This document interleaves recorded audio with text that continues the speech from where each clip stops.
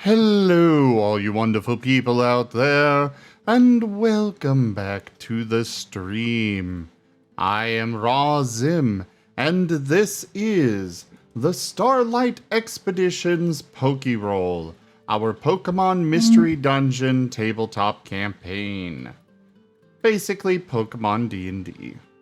This is Chapter 2, Episode 2, Stacking Blocks.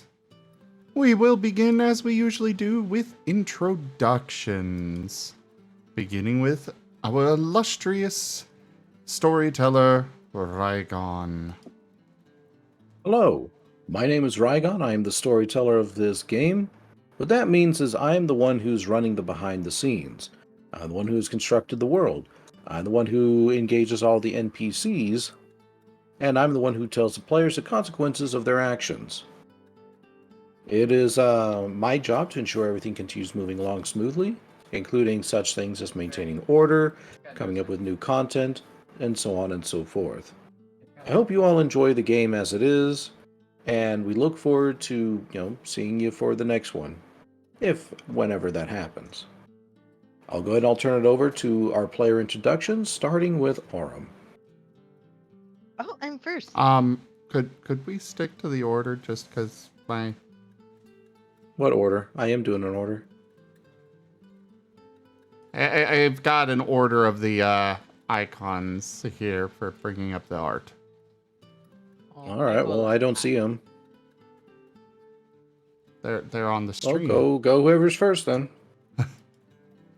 Werny? Hello, I'm Wernimal, and I play Amos the Growlithe. And they're probably gonna... Oh yeah, is there a question for tonight, Rygon?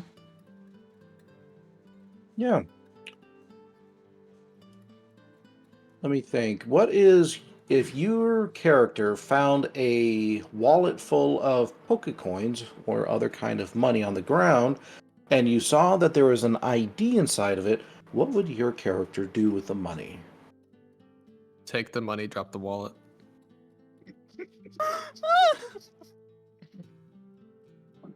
Dang it, Warren, yeah, let's take you a drink.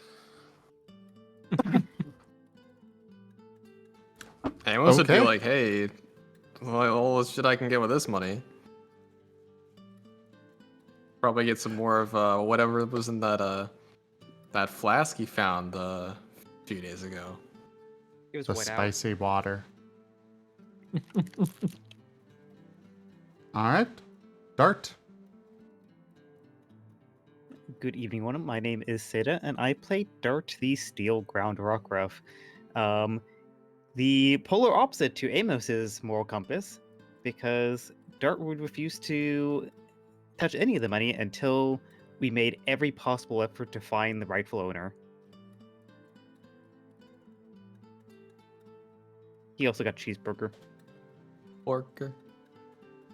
Dart burger.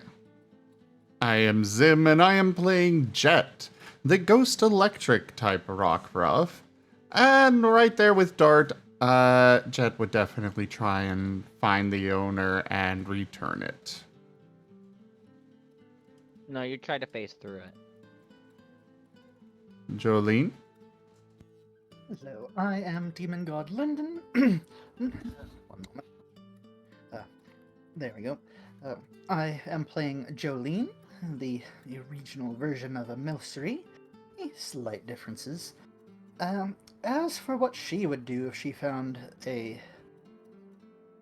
wallet with coins on the ground, she would definitely go and try and find the owner. As, would be expected of her. She might try and persuade them to give over a reasonable reward.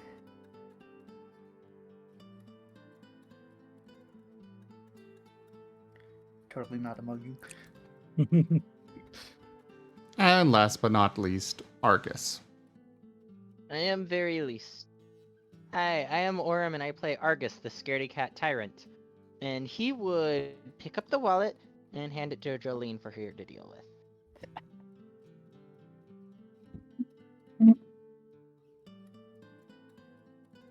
right.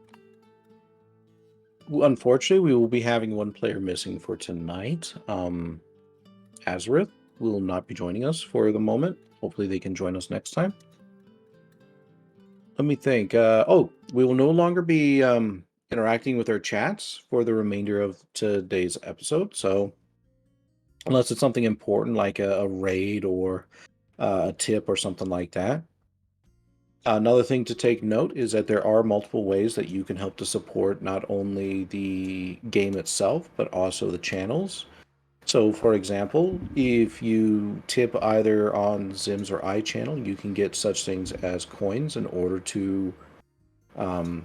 in order to cast influences on the game, which can be minor, major, or game breaking. Things like making it rain or having a character suddenly be introduced. We also have a donation goal that is in parts. So if you feel like helping out, but you obviously can't spend the whole amount, you can tip little bits at a time. And if certain tiers are met, certain things will happen in the game. Now, I believe that is everything, Zim, correct? Yeah. Oh, the Streamloots cards can also be played in place of influence. Alrighty. Now with that all said, let's go ahead and start tonight's game and enjoy. All right, who wants to do recap? Yep, recap. I have my notes up in front of me if no one else wants to volunteer. Go for it.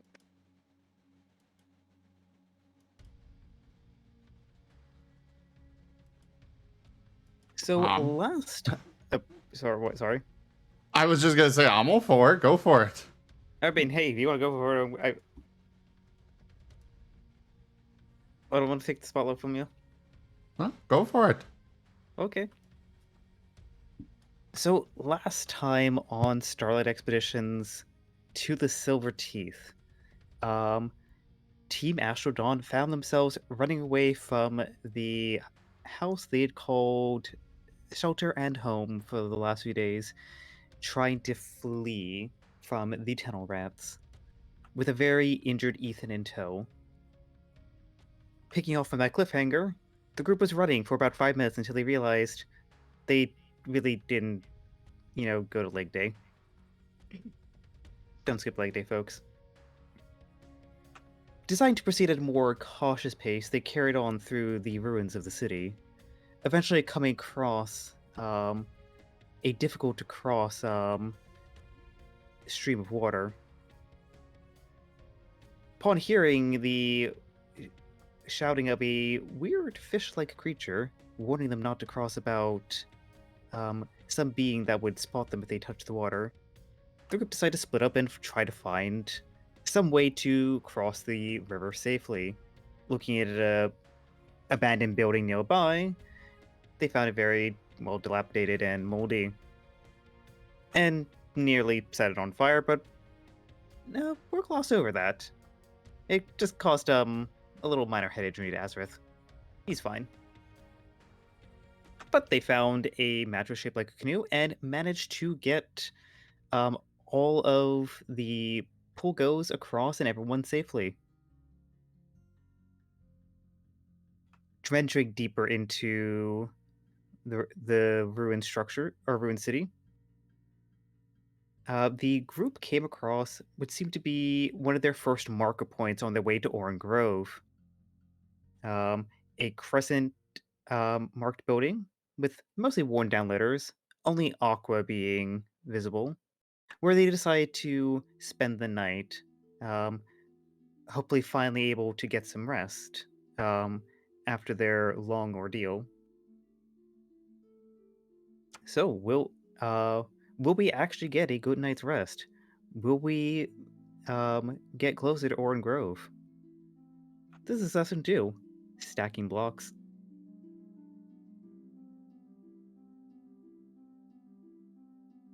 All right, what do you all do? Stack blocks. You cannot see any blocks currently. Well, we were talking about exploring the crescent-shaped building that we're in. Just to clear the room a little bit, just to make sure there's nothing surprising. Yeah. Okay. I believe we were talking about Dart and Jet going by themselves while Amos, Argus, and Jolene set up a little camp behind the desk, though that was mostly because Argus and Jolene weren't here last week. So, if you guys want to do something else, I'm okay setting up a camp. I can start finding wood and stuff. why are you suddenly quiet, Orem? I don't know. Am I still quiet? Is the mic in front of you? Yes.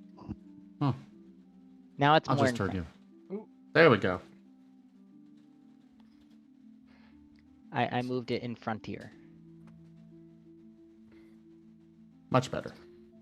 Well, I'm happy to turn things over to Argus, Jolene, and Amos, since Jed and Dart are planning to venture around the building just to make sure there's no surprises. Honestly, to be completely fair, I think Jolene would want to go with you in case there's a issue and you need some help. Because Absolutely. she has found out that she can make people feel better.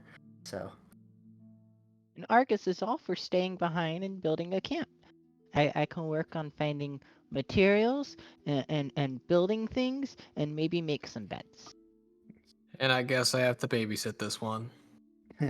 It's not babysitting, you're just giving me light so I'm not scared of everything in the dark. Amos sighs. I just Password? thought of something. When do we get like will points back? What do we do to get those back? 'Cause If I recall, will points was something you get after a journey of sorts. Like you have to perform major accomplishments. yeah, 'cause I ask because I just realized I'm at 1 out of 3. I might not be as helpful as I had thought. She's still going with, but that just brought some concern because I couldn't remember how those refresh. Yeah, I'm pretty sure it was like you actually have to go and earn them back, not just simply take a long rest. I could be wrong, but that's just what I remember. Either way, you haven't gotten a long rest in. Yeah.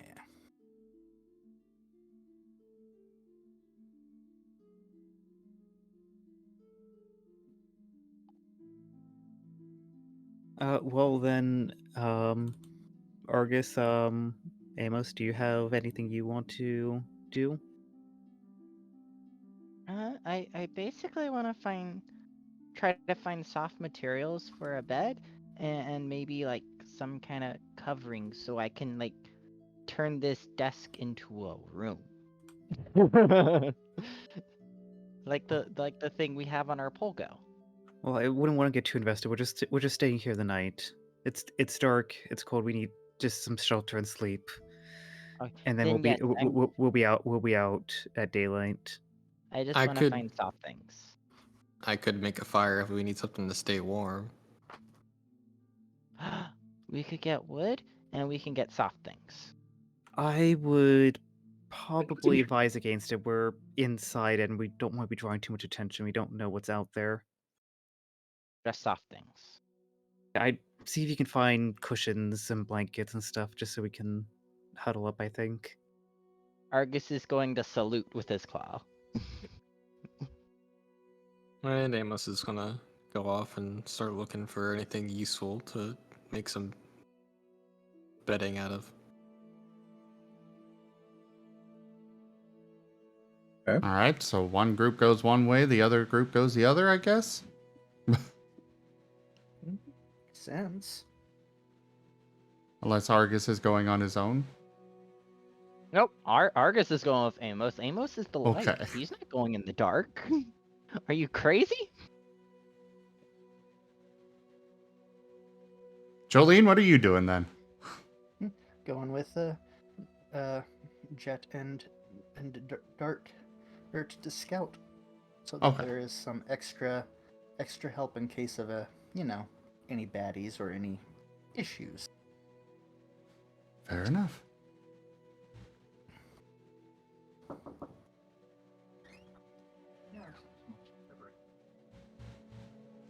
Well, okay. I guess we'll go down the left hallway. I think there were Actually, hallways, right? the better question is, what's the general layout of the room we find ourselves Yeah. in? Yeah. Probably better to ask that. The layout of the room that you find yourself in, if I recall, is there is essentially like this sort of circular desk near the back. You can see two fixtures by the side of it that appear to have once maybe, had water flowing through them in some way, but have long since dried up. There are some little plants scattered here and there about. And up on the ceiling, you can see what appears to be the long dead remains of some gigantic creature. Oh boy, I didn't recall seeing that there before. There On are the two. ceiling?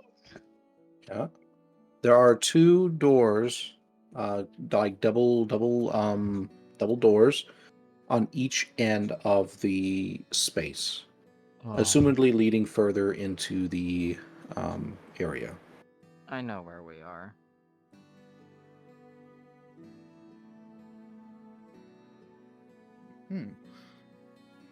Well, so left or right? I would say to the left first. I can agree with that, Don.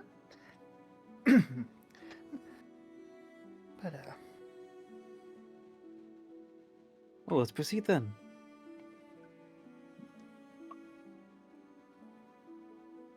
there we go.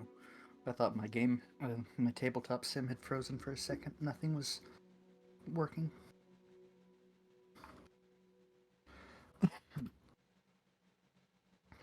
So I am assuming we are moving forward through the left door. So that means Amos and Argus are going through the right. You all are going to the right? Amos and Argus haven't said if they are going to the right, but I assume so. I'm going with Jed and Dart. We're gonna start left door. We're gonna start our sweep with the structure on the left. Okay. So you're going to the left. Yes. Correct. Okay. The door's locked. Well, this was anticlimactic. Shall we try the right door then? The door's locked. Right door too? Mm-hmm. And there's no other ways out of here except for the main doors. That is correct. Out of curiosity, does it look like the door only unlocks from the other side? Or is it just No. like one of those...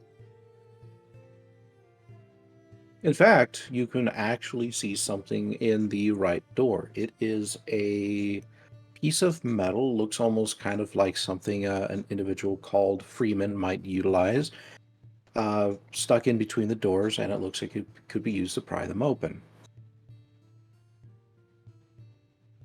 I'm glad I hadn't taken a bite just then.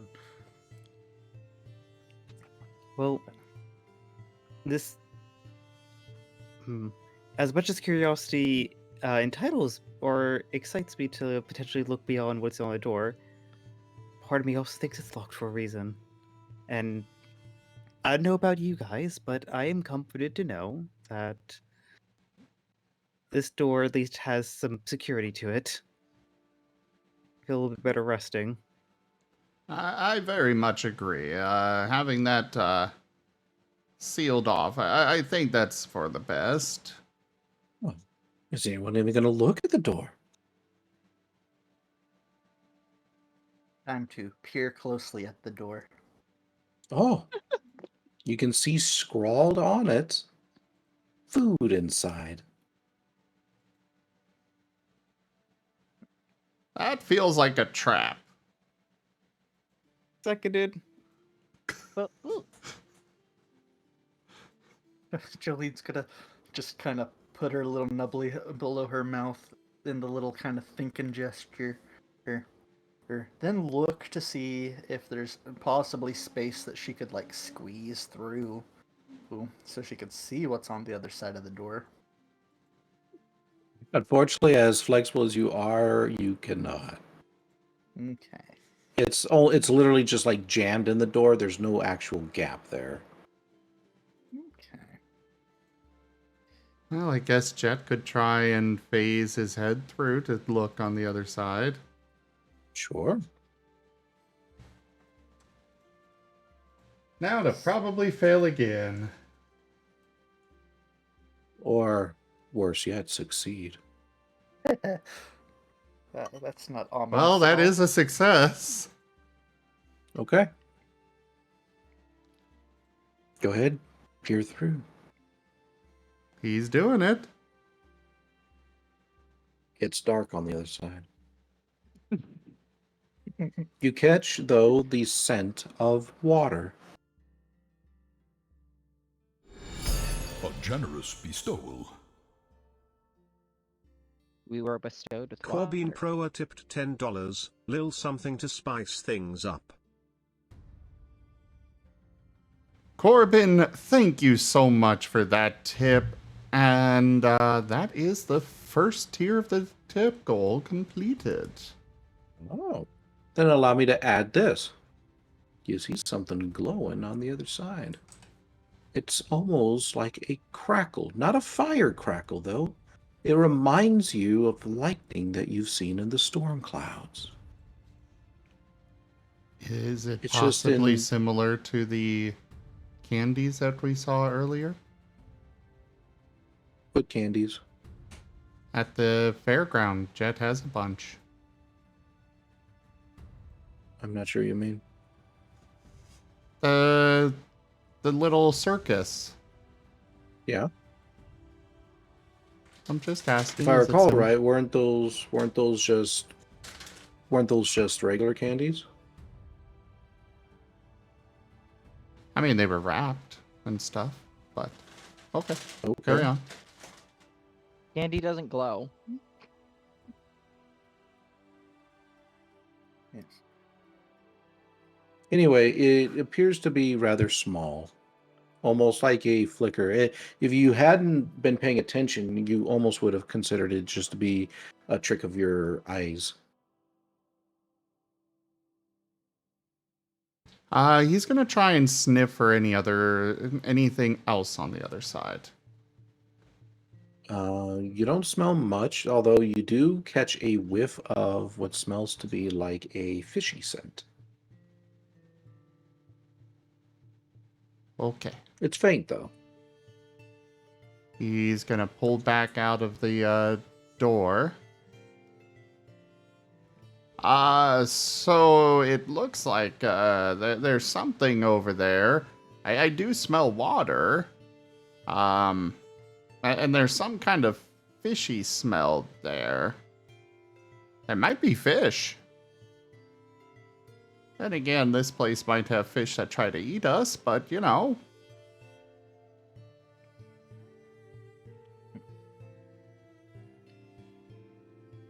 I get eaten. Should we go ahead and try to use this thing to open it up? Jolene's gonna take a look in that direction again, like at the thing that we don't know the name of, but a person named Freeman would use, and look to with the other twos and say, "Hey, darling, I think it might be a good idea to go and see what's in there. If there's fish, then maybe then we can use this sauce. And, frankly, we could do with all the food we can get if we're going to be journeying for a long time."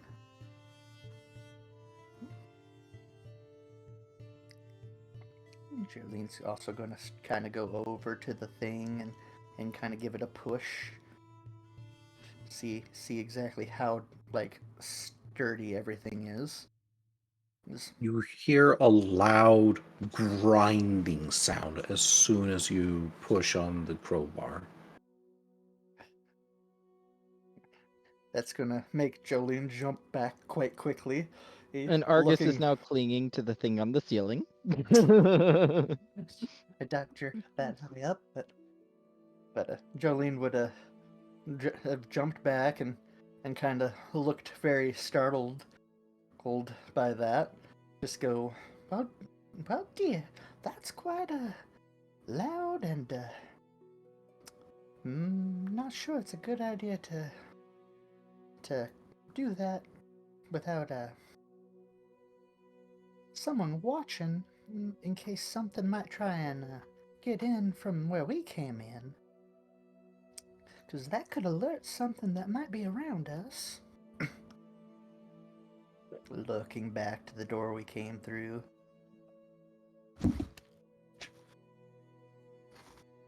I would suggest let's save any exploration until the daylight. It's dark. We're all still a little bit roughed up from what happened earlier. And I think it'd be advantageous for us to explore, when we have some natural light.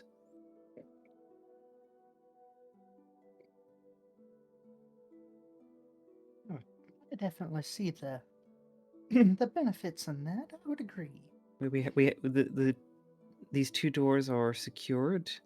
We have one way in, so relatively we have some safety. So I think getting this reprieve to regain some of our energy would be best. Plus, I don't know if this might be a better time to help Doc out with Ethan. If it is a right time, right place to help out Ethan. You see Doc kind of just back over by the circular structure, the desk, if you will. Kind of hunched over Ethan. Just kind of petting at his head fur.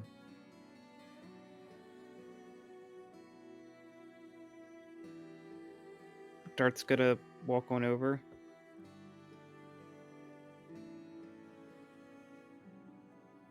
And then just ask, how's he doing, Doc? He's sleeping.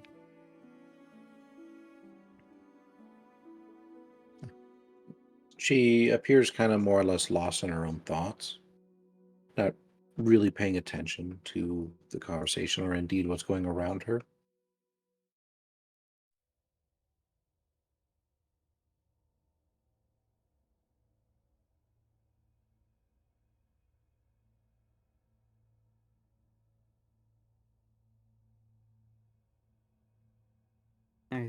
I see.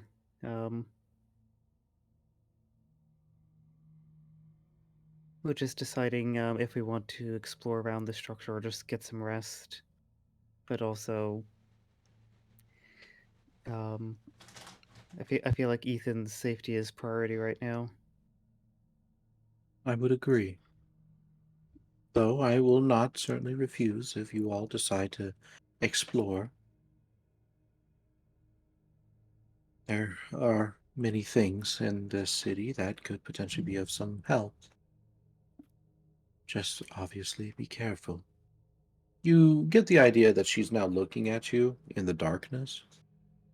Just the hints of moonlight casting a visage upon her form, giving you some idea of her posture and what she is doing. Dart, what are your thoughts?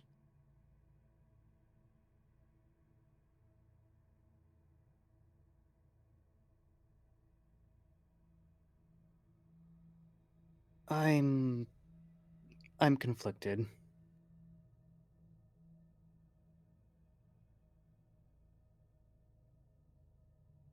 You have been for a while, ever since you joined. Or perhaps ever since you were found. Do you feel like you've ever had a moment of certainty?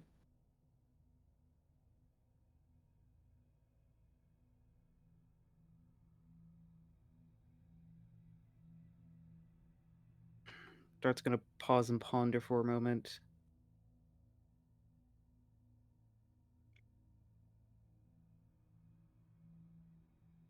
I feel like that's going hand in hand with a sense of safety.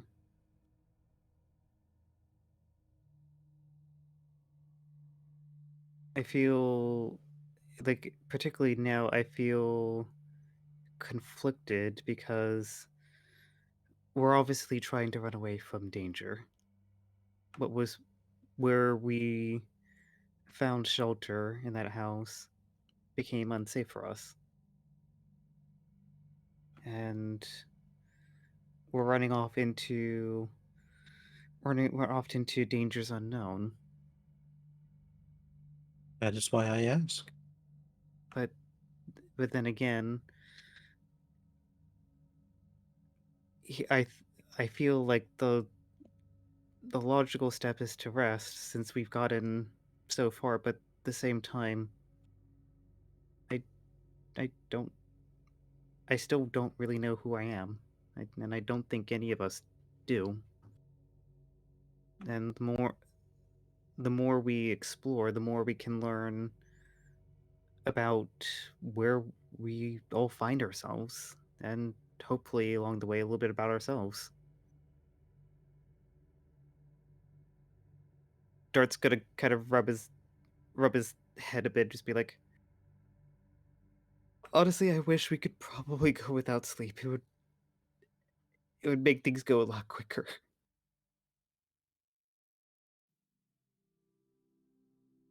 She turns back towards Ethan, her focus becoming once again turned inwardly as she lets off a final phrase. What does it matter who you were before? And she just kind of goes back to stroking Ethan's uh, fur hair and just watching him.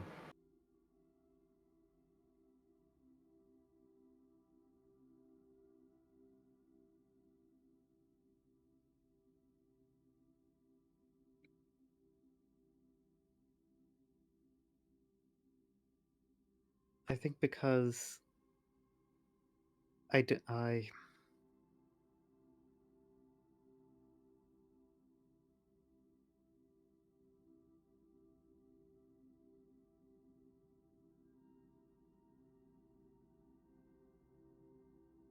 I don't think I've done.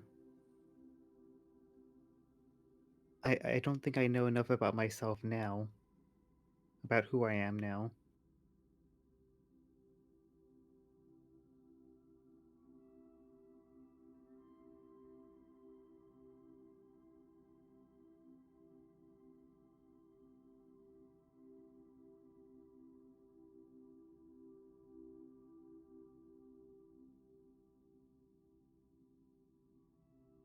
Was that it?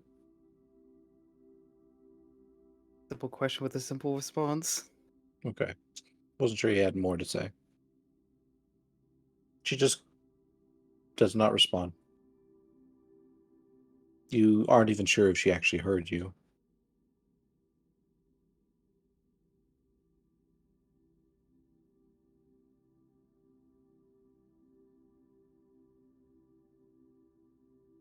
But I'll go confer with the others. Jet's coming over. Yeah, probably is a good idea to wait till the morning. We don't know what's out there, and yeah, it would probably be better to wait till the morning and make sure we're all rested. I think you've got a good idea there, Dart.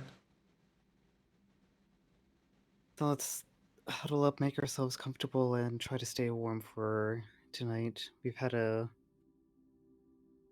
very, very long evening.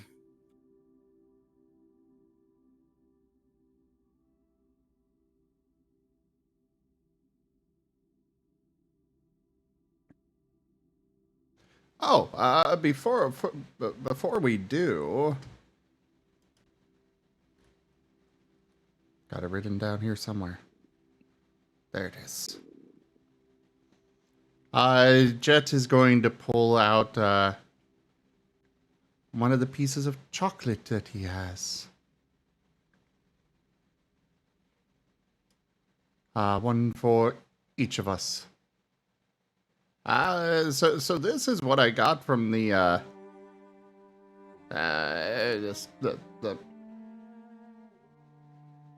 whatever that was back there with the tents and such. It's really tasty. You guys should try some.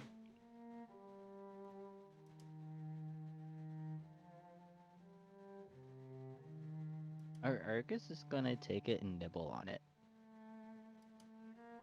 And then just, like, toss the whole thing in his mouth. All right, roll to prevent yourself from choking. A big mouth.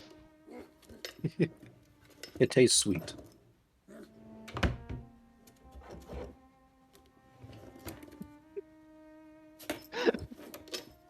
If I remember correctly, you've already shared some chocolate with Jolene, right? Yes.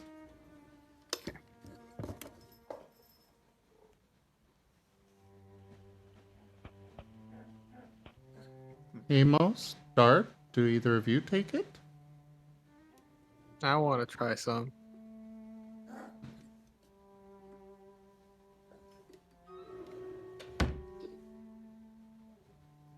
Well, he's offering a piece to everybody. Amos is gonna take a piece and give it a nibble.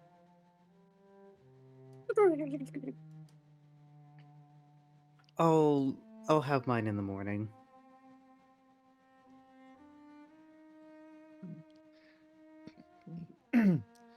I mean, Dart, have you even eaten anything today?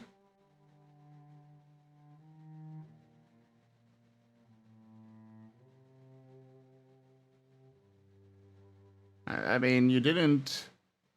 It is real quick. It is the same day as the festival thing, right? The circus. Correct. Okay.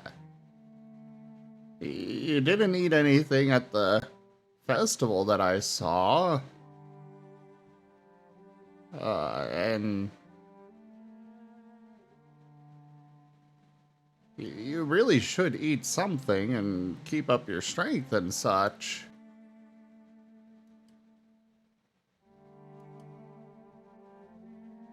I appreciate your concern. I think just right now I need some sleep.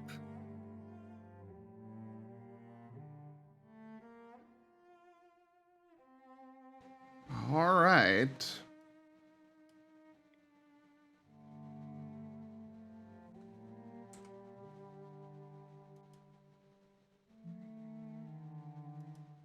Well, Jet's gonna go ahead and flop down to sleep then.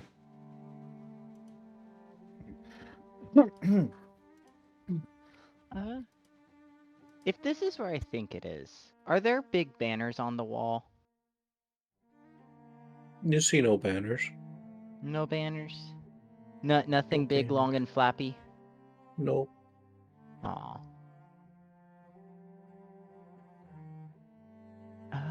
Why? Where do you think you are? Well, my character wouldn't know, but if there was something that looked like it could be used as a blanket, I would want it. Fair enough. So, I think that Jolene would kind of suggest. I'm trying to think of how she would word it, though. I just suggest taking watches for any trouble.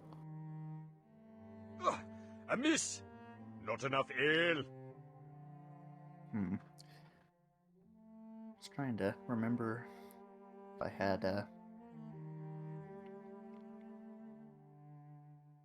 my bowl with me that I had been sleeping in at the house. But Jet did make sure to grab everybody's stuff. yeah, I wasn't sure if I had that if that would have been took with us or not. Oh, I we do think have Jet would have cushions in been. the Polgo. Yes, we do have cushion. Well, we've got blankets, a couple of pillows. But Jet would have grabbed the bowl too. Okay, yeah. So Jolene's gonna. Okay, I know how she'll word it. Before we get some rest, I think we should set up a watch. Make sure everybody gets their rest, but that there's somebody watching in case of sneaky people trying to get in, or sneaky moms trying to get in and cause us any trouble. That is definitely a good idea.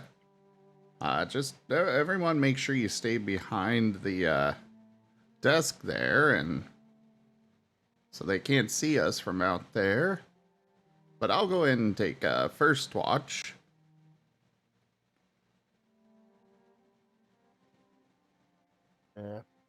I'll take the last watch. I'll take second. And I believe I'll go ahead and take the third watch. Then we'll have somebody for the entire night, everybody. And we'll be sure to wake the others if trouble does happen. But now that that's in order, everybody go ahead and get some rest. And she's gonna set her bowl up just like at the side of the desk so that she can kind of peek if something catches her attention. But and then shortly after, you're gonna start hearing little bubbling as she promptly falls asleep.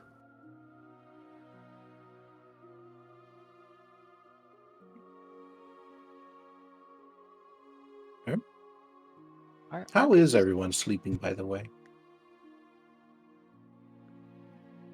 Amos just curls up in somewhere soft and rests his head on his tail. Argus is going to curl up next to Ethan because he wants to be close to his friend.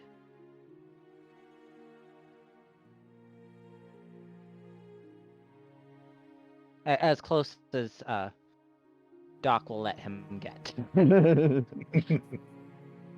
Well, I mean, he's in the Polgo, so... And she probably won't allow you on the Polgo, so you can be by the Polgo. Okay, he'll be curled up right next to the Polgo.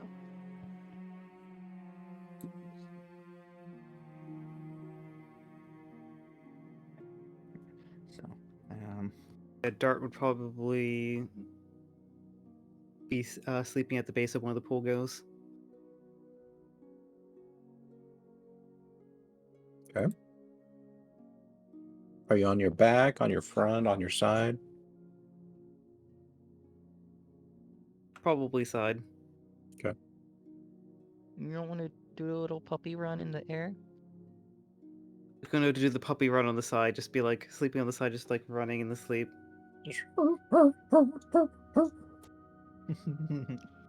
What is he dreaming about? Why doesn't he remember?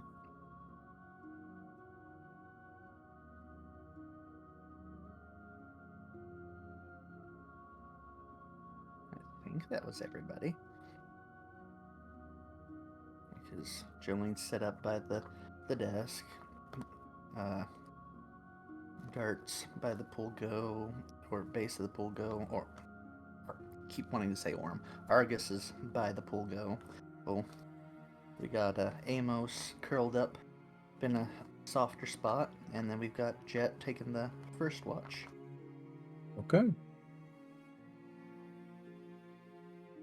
Jet will be kind of moving over to the side of the desk and barely peeking out.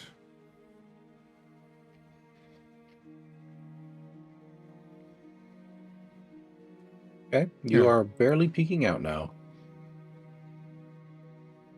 Do you prepare any fortifications? Do you set a fire? Do you do anything? No fire. I don't know what we've got for a fortification.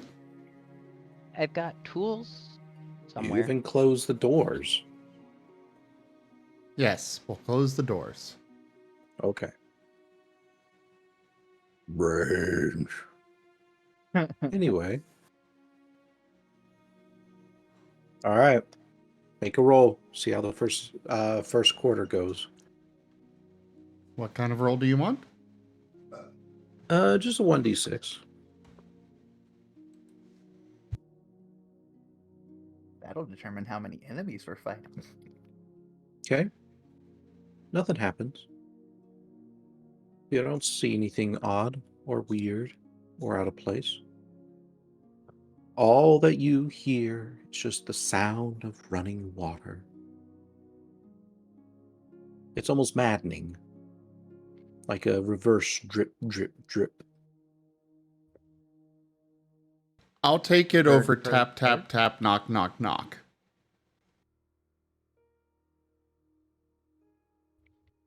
Eventually, your time has passed, and although you're not quite sure exactly, you begin to feel the spell of drowsiness kind of wash over you, and you know that now is the time to get the second individual.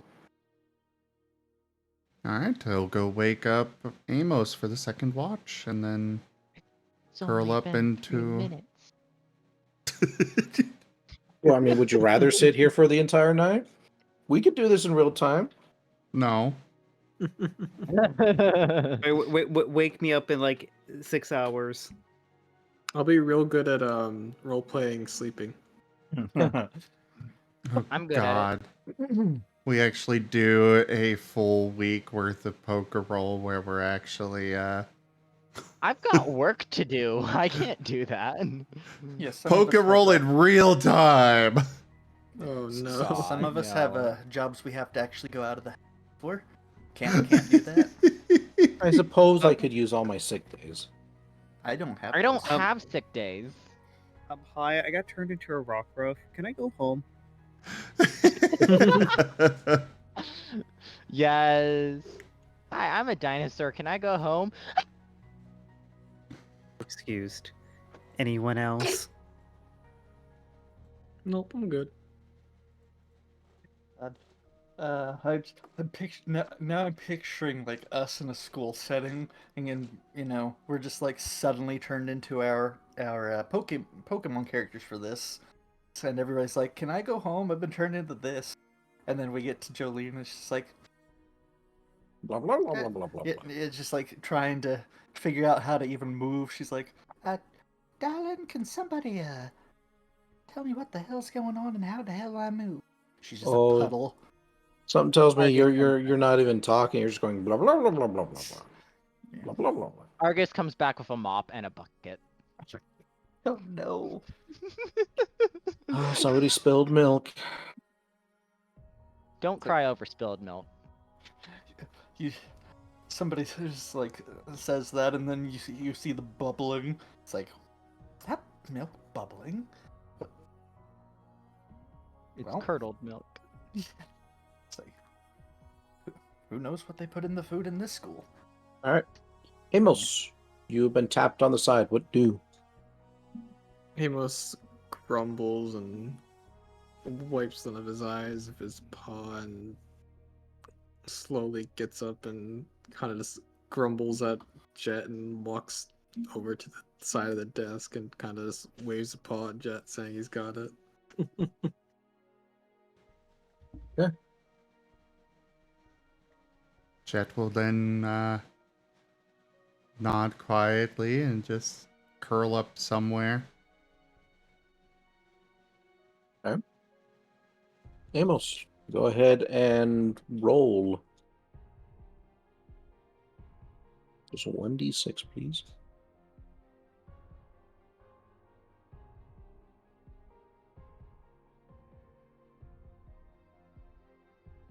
Was there a D6? You're a clicker thing.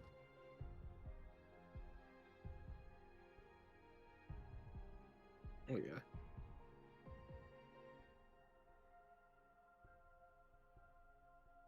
You think you see something.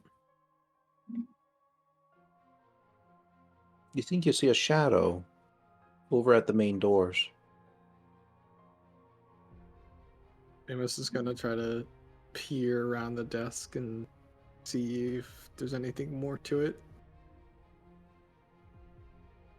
It's almost like it's Right. looking in. It doesn't move, but nor does it go away. It just watches. Amos is just gonna try and stay hidden and kind of watch it.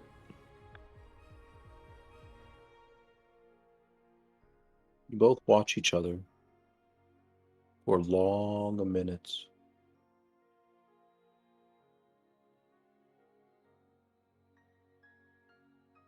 After about 15 minutes have passed, there doesn't seem to be any sign of movement from the shadow.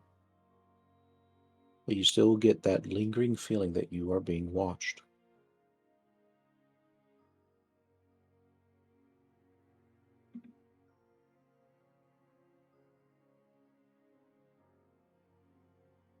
Yep. Amos feeling very unnerved, but still just gonna try and keep, most of himself hidden and just keep watch at it, watch for anything, any changes or anything.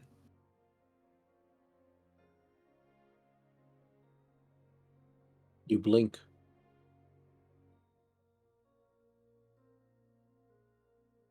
Wait, when do the doors open?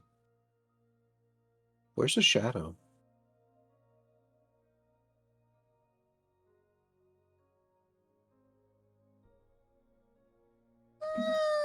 Uh,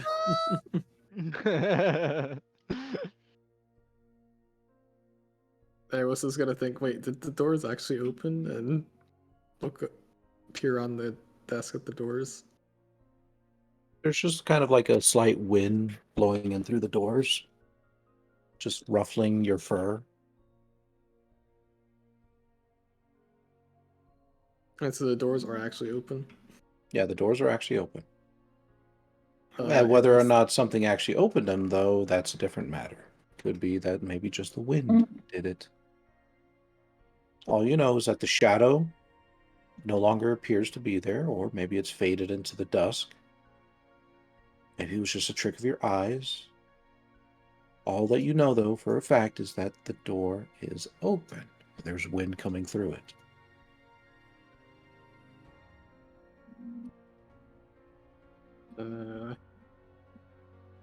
Amos contemplating what he should do,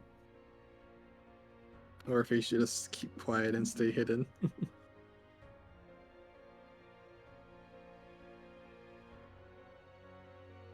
Wonder what it's gonna take for Amos to say something. Just like literally, just like half the team being carried on some creature's back out the door. Hey guys. Hey. Amos is gonna be like, I don't like this. It is gonna poke Jet. Okay, Jet, you've been poked. What do? No, Jolene's next. Hey, I think something opened the doors. He's just gonna kind of bolt up right at that. Like, a little panicked. I think I saw a shadow outside the doors looking in, and it didn't move for a long time. And then all of a sudden the doors are open, and the shadow's gone. I don't know what's going on. I don't know if I just saw something or what, but the doors are open. Jet's going to get his lantern and nuzzle spark the wick to life and kind of peek out from the side of the desk. Okay. Your light banishes the shadows for a couple feet. Doesn't seem to be anything in front of you or around you.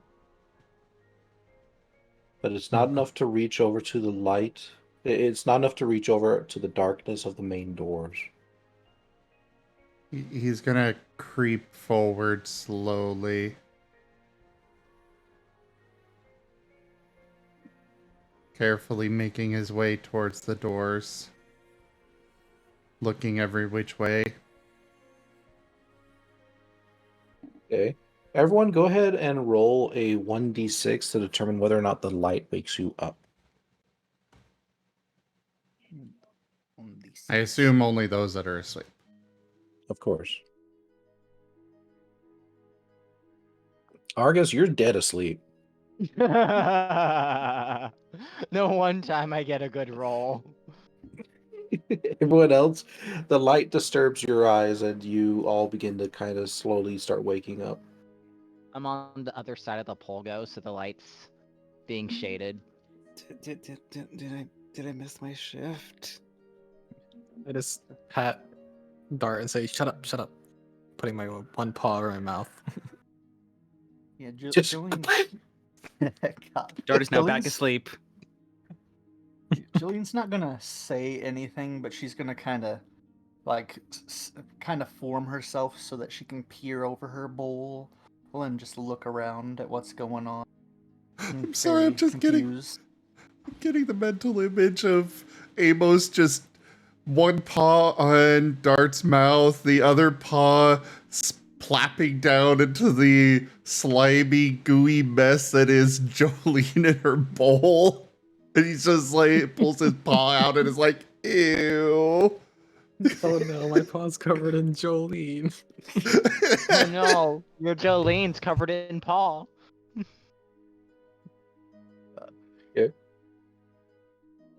So you're sneaking forward.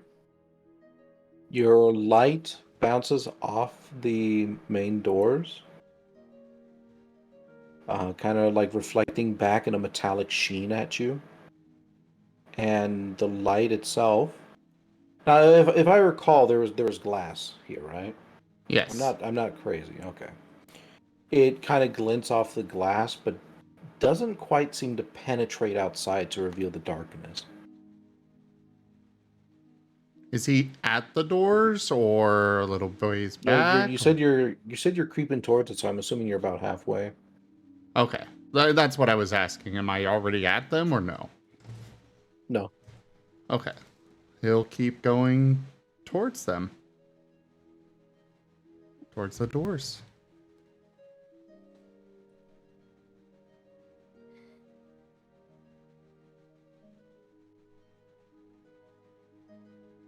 Unk.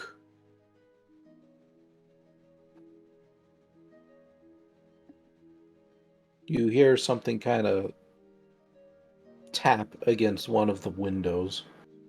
Thunk. He's gonna jump and are there benches or anything in here? Like There's a chairs couple of and like such? stone-ish benches. They seem fixated onto the floor though. He's gonna dive behind one of them. Thunk.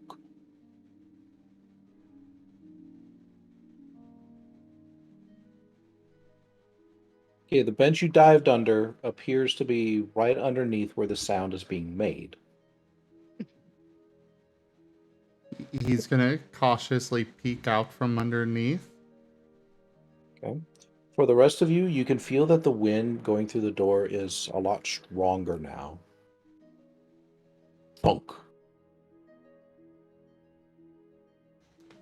He'll swing his stick over to bring the lantern closer to that sound.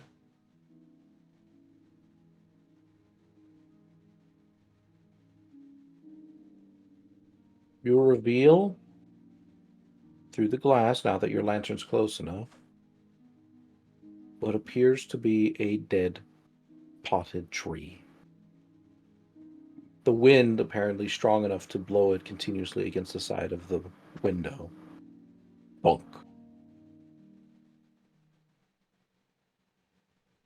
It's also, coincidentally enough, in the same position that Amos saw the shadow. Bonk.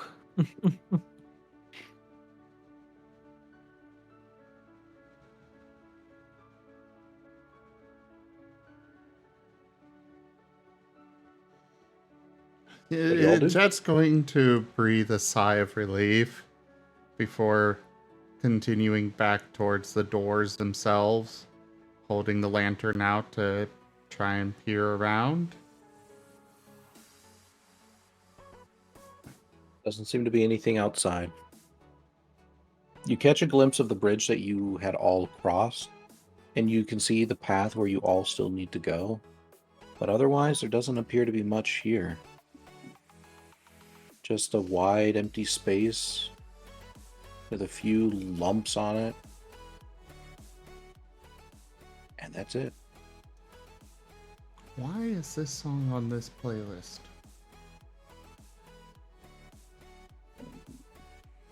Sorry, one moment.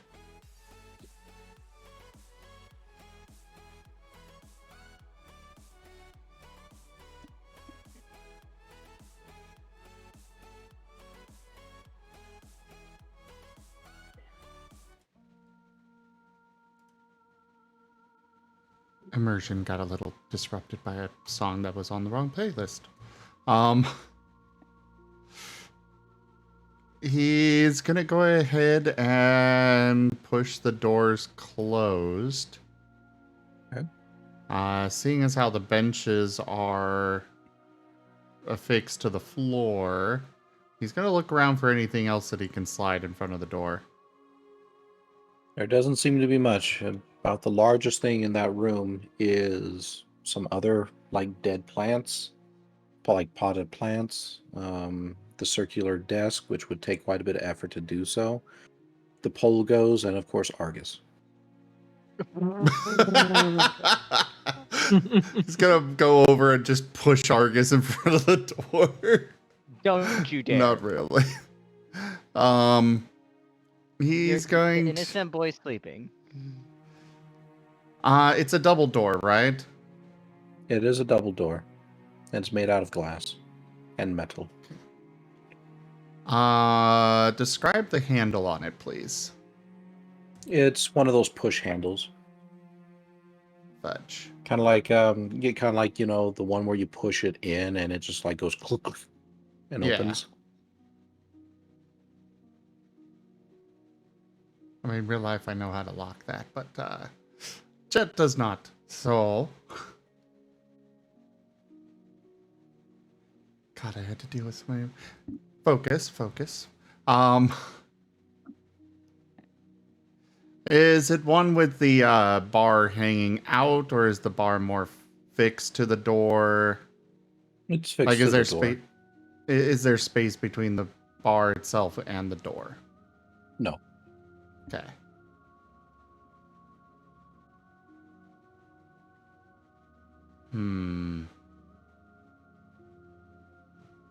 Well, the potted plants would probably work.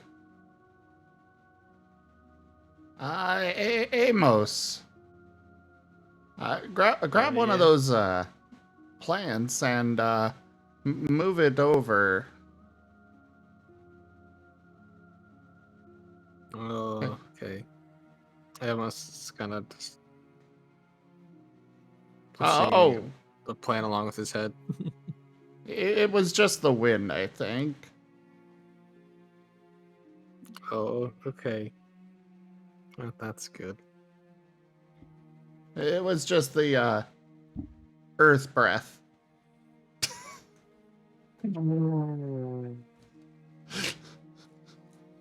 No.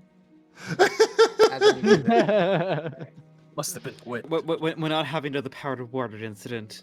I mean, it's up to we'll have Rykon if we another, know what just wind not is. earth breath.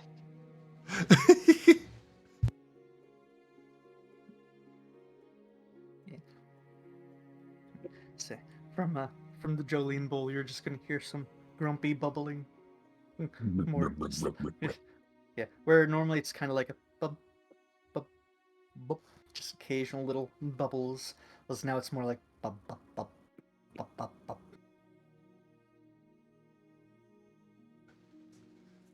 So yeah, we're getting the I guess one. Hold up.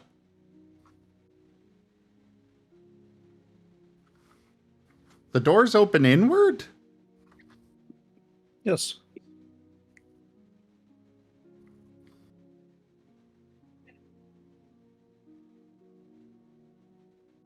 We're going to need to have a talk about your architectural design and security. But fair enough. Well, excuse me. Rygon didn't design it. The ancient humans did. And there's a reason they're extinct now. It's a human. It's like a furless Pokemon. I mean, if the doors open inward, that means the handles are facing us, and we could just put something in between the handles to prevent the door from opening. No. They're the push handles. Yeah, Yeah, but but the if it opens inward towards us, that means the pull handles are by us. So the push handle Oh, would be on the other side looky of the door. there. It opens to both sides. Okay. Sorry, Rygon.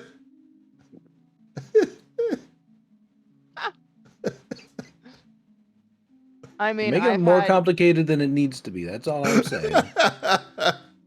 I will say, if the push handles are inside, to make a push handle work, there is a small bar that it twists when you push it in. So you Yeah, can but fit none the of you tree know between that. that bar. Yeah. But if they could see the bars. we would not be able to see that that's how it works. No. There's a gap between the bar and the door. No, there's not. Some It's designs affixed to do the not door. have one. There are multiple different designs of it. I should know. Like in order, One of the in order to buildings- access, in order to access that, you'd have to pretty much pry off the metal panel, in which case would pretty much just destroy the whole bar itself. The science building at my old security job literally had 15 different designs of those push door handles. For science? Scientists get pretty mad sometimes, destroy doors. I should know. Donate. Do not donate to the Noodle Dragon. Yeah, I would say that we don't need our insurance premium going up any higher for the lab. Donate can go- another door. It can go higher? Let's test this. No. For science. Either Either let's way- continue moving along. Wait. Either way, we're pushing Jet's pushing a plant in front of the door, and Amos is pushing another one in front of the door. Okay. One on each side. Like behind both doors. Yeah, a plant for each door. Okay. On the inside to keep it from blowing in again. Okay.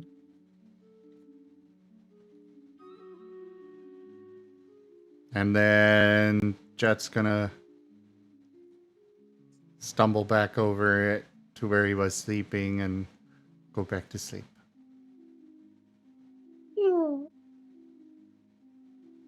Amos is gonna go back and do a bit more of his watch. After Sitting putting next out to the the desk. lantern. Yeah, blowing out the lantern. Ah. 2 shifts are over. 2 shifts remain. Who's next? Jolene. Yes. Amos is gonna sleepily get up and flap his paw onto Jolene. Be like, "You're up. I'm going to bed." Yep, Jolene is gonna get up out of her bowl and start just kind of floating in a position where she can see the doors but not necessarily be super easily seen herself. Go ahead and roll. It is 1d6, yes? Yes, it is.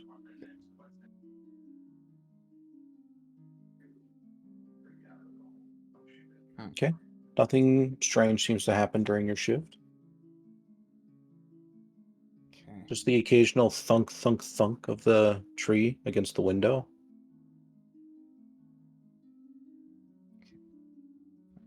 Yeah, as long as nothing happens before the end of her shift, if she's going to go and just kind of put her little nubbly on Dart's nose and just be like, "Wake up, your turn."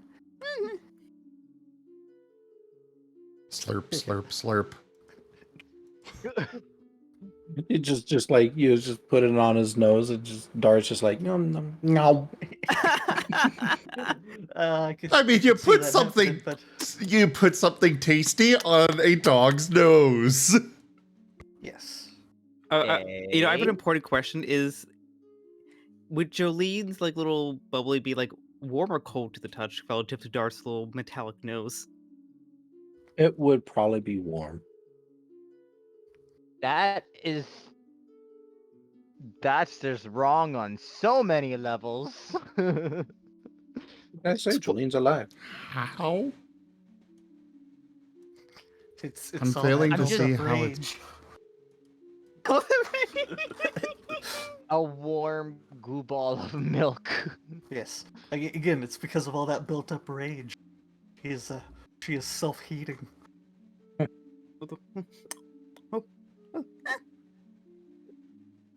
Oh, I guess it's my turn. How is my microphone picking up my crunch from halfway across the fucking room? What? I moved my chair back so my mic wouldn't pick up the stupid crunch of this dumbass cracker because I'm trying not to because my food's not going to be coming in. By the way, you all lost. I didn't bet. See, Well, had I, oh no, there goes my humanity. I will reiterate. Earlier, I had said that I would have bet that it didn't come in, so technically I wouldn't have lost. But I also didn't actually put anything down. So, And I was optimistic. see, I have long since learned you should never be optimistic when it comes to food delivery.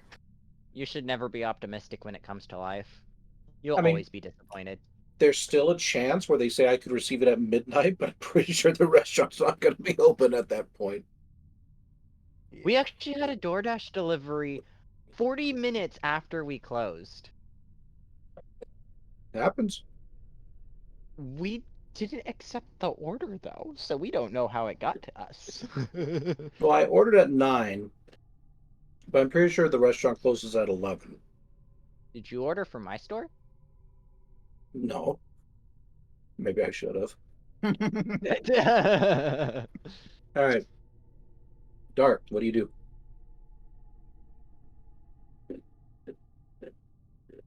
Dart's going to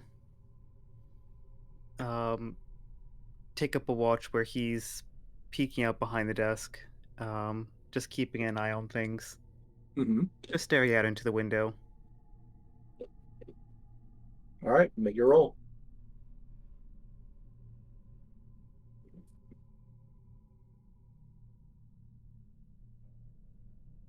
All right, nothing happens. Nothing that you noticed anyway. The world is now fire and brimstone outside. Now we're gonna go ahead. We're gonna change this up.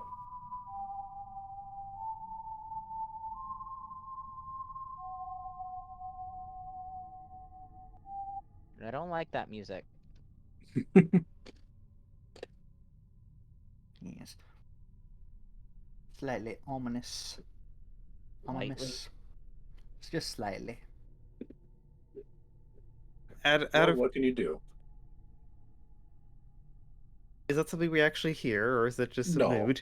Okay, I was about to say, because actually Dart does have a plan. I'm assuming near the end of his shift, the sun's starting to rise.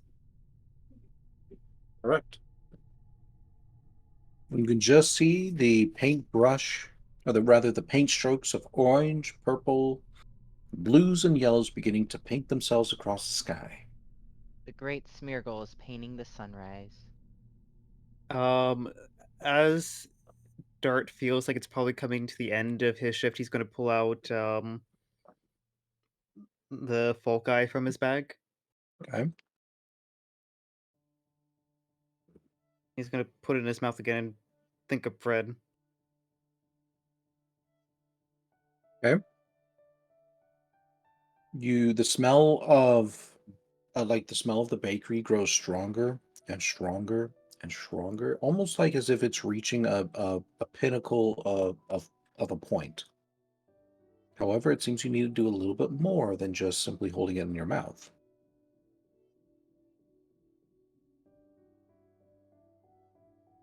Dart's gonna like try to think of like what he did last time. He's gonna shake his head in thought, just like, There is now a piece of bread atop of Argus.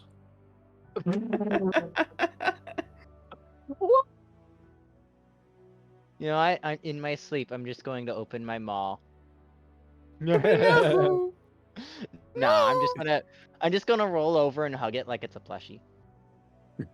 Yep. It's acceptable. You now have one freshly cooked loaf of bread. Dino bread. Dart's going to like carefully remove it from Argus's grasp. My claws grip tighter. Dart's gonna boop Argus on the snoot. Argus, no. And Argus is now going to cower in pain. Or cower in fear. Oh no! You let go of the bread.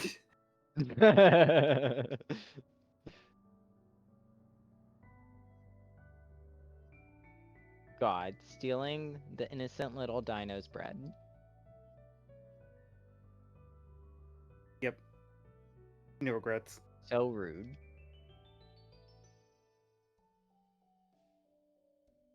Yep. Dart's gonna try to retrieve the bread from Argus. And if Argus is still asleep holding on it, he's gonna be waking Argus up by starting to shake him. No, don't wake me! Hey, wake up, quick! Puppy baps. Bap, bap, bap, bap, bap, bap, bap. I was sleeping. Oh, bread! Yes, don't eat it. It's for everyone. But hungry. We're all hungry. I'm hungry more. I have a bigger mouth. We're all in this together. And I made that for everyone. How'd you make a bread? There's no fire. Dart's going to after putting the folk eye in the bag, he's just gonna sit on his haunches and gesture with both his front paws. Magic. Can you teach me the bread magic? I need more.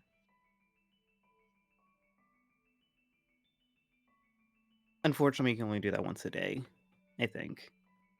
Well, if you teach me, then I can do the bread magic, and we can have 2 breads once a day.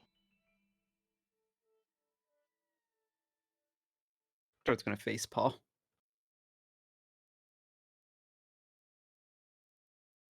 What did I do?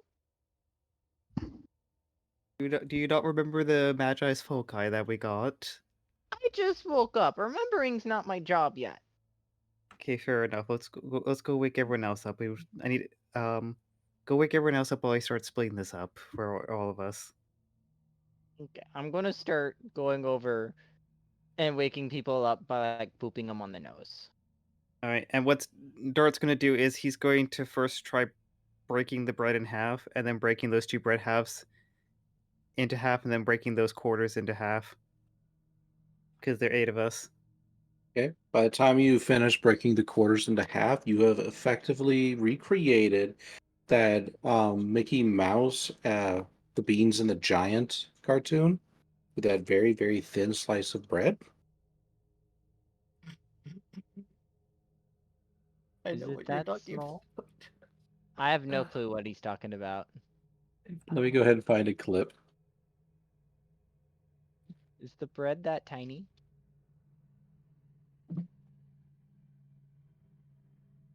Well, while you're finding that I might have clip, found a gift. Jet is chomping on the finger that pokes his nose. Well, you're chomping on a claw. He is chomping and holding. Okay, I'm posting it over into Starlight Expeditions. Argus is going to shake his claw, and thus shake the puppy. Shake the puppy. Ah, man, I could remember this in such Wow, vivid those are detail. tiny. There's not that much bread. It's just a small loaf. Still better than nothing. Mm-hmm. I want to slice bread that thin. That would be fun. That would be impractical. Impractical. I'd but imagine when fun. you slice it that thin, it like immediately just goes stale. Instantly portable. Instantly cracker. I was about to say, like, is that where I make crackers? All right. So you've broken the bread down as much as you possibly can. It'll give it enough for like one bite for everybody. Yeah, Dart's gonna just start distributing it around. One for everyone. Including Doc and Ethan. Even though Ethan probably still Oh sleeping. yeah, he's still out like a light. So Dart's gonna give Doc 2 pieces, just nodding towards Ethan. She kind of absentmindedly eats hers, and you can see the other one is just kind of placed beside Ethan. Thank you. Not much, but it's all we have to go off of right now. I still don't fully understand it, but I can't argue with the results. Can you make another? No, Mine flew away. Dart's gonna facepalm again. Say, yeah, Jolene is just gonna try and like meekly just give her piece to Argus without Argus actually being aware that she's done it. Are you sure? But Because if your stomach rumbles, it's just going to have little bubbles coming out of where assumably your stomach is. Oh no! Yes, I think Jolene would be more worried about everybody than herself at the moment. no, you And, need to eat. Yeah, but Jolene also would not want to have to hear Argus complaining later about being hungry either. So We still have two- reset. Yeah, that requires a lot of work. I don't think we were able to bring any of the Risei. I was pretty sure we brought it.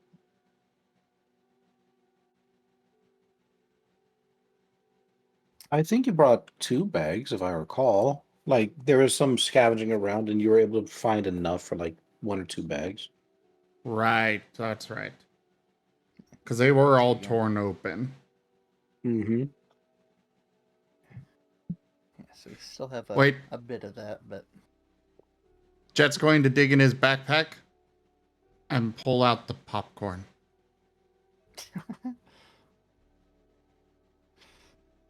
He did stuff his bag full of popcorn. Dart's gonna ask Jet as he's sticking around, like, do you still have some of that, those sweets that you were offering last night? Yes, I do.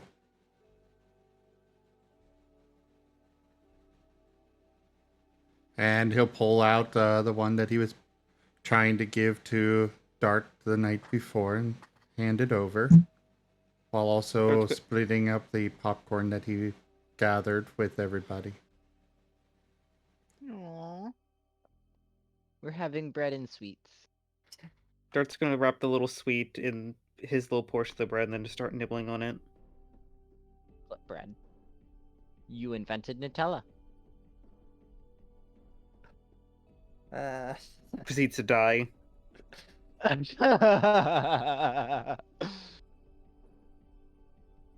like this is my legacy. My face plastered on a Nutella knockoff, like Dart's original. Dartella. But wait, would chocolate stuff be able to affect Dart? Or you're part steel type, right? We've had this conversation. We'll find out. Well, I was gonna say, because if it's poisonous to dogs normally, but you're a steel type, which I'm pretty sure is resistant or immune to poison. I mean, actually, honestly, if anyone we should be worried about, it should be Amos, because I'm part steel type and Jet's dead. Yeah. I'll be right back, everyone, while you decide what to do. I mean, I think we've decided. Yeah, we're killing off Amos with chocolate. Ernie? Row. Oh, I thought he was doing his real-time sleep. Yes, Well, sorry, Wernie did Wernie, have but- it, he did have it first. Yeah, sorry to tell you, Wernie, but it looks like to roll up a new character. Amos is about to die of chocolate poisoning. Oh no. Or you could become a ghost fire type. Let's be a ghost fire type. Growlith.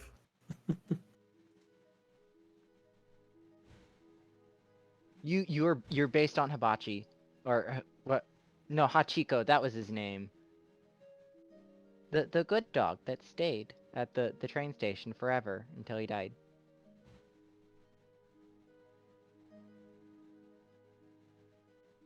All right, as Dart's nibbling along, he's gonna just start the conversation of, so team, what shall we do today? Shall we explore what's deep within this building, or shall we continue on? We should get more food. I want to continue on, but I do agree. I don't think Jet brought... No, he did bring a pot. So we can at I think least we should- make the resay. We can, because there's water somewhere. Yes. When you said that Jet brought a pot, my first thought was, yes, one whole pot. But that will last you a little while, because I'm a terrible person. Hey, it cooks like 4 times as much as a coconut. It was a joke referring to the weeds. You lost me. Weed, which Moving is called on. pot. All right, I'm back. Sorry about that, everyone. Yes. You Oh, were yeah. doing pot. Jet was getting high. Ah. Yes. That was the joke I was making. Anyway. And I made the joke that it's better than a coconut. Anyway. What do you mean? Don't you mean horsey sound effects item? What? Yeah. You use coconut shells to make the horse clacking sound for galloping. No. A pot cooks 4 times as much as a coconut does. Sure. Anyway, Yeah. back on task. Yeah. What are y'all doing? Jolene would also have, because we were just talking in character what was going to happen. Jolene would add, well, darlings, we should try and get that open. If there's food behind that, or anything we might find useful, and then if we have time still, then we should get moving. And because we need food, or then anything valuable we can bring with us might be beneficial later. When we open the door, can I keep the thing that's sticking out of it? It looks like it's a stronger stick. I don't see why not. Yes. Could be useful later too.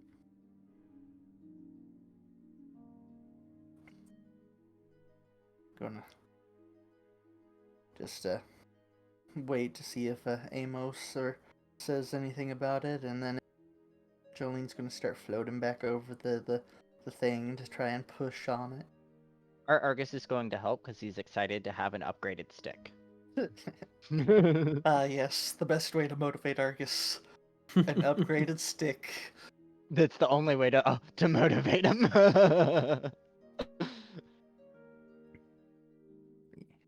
Amos will be like, yep, we should definitely check out this building, see what supplies we can find at it, and go to help pull out the crowbar. Okay, so you all are pulling the crowbar out, or are you actually using it? We're Using using it. it. Yeah. Okay. There's a loud squelch as soon as you all start pushing on that crowbar. Like, it's loud.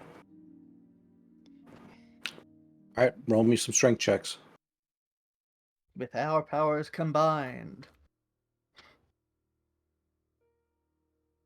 With our powers combined, we can roll a lot. Because Argus is strong when it comes to a stick.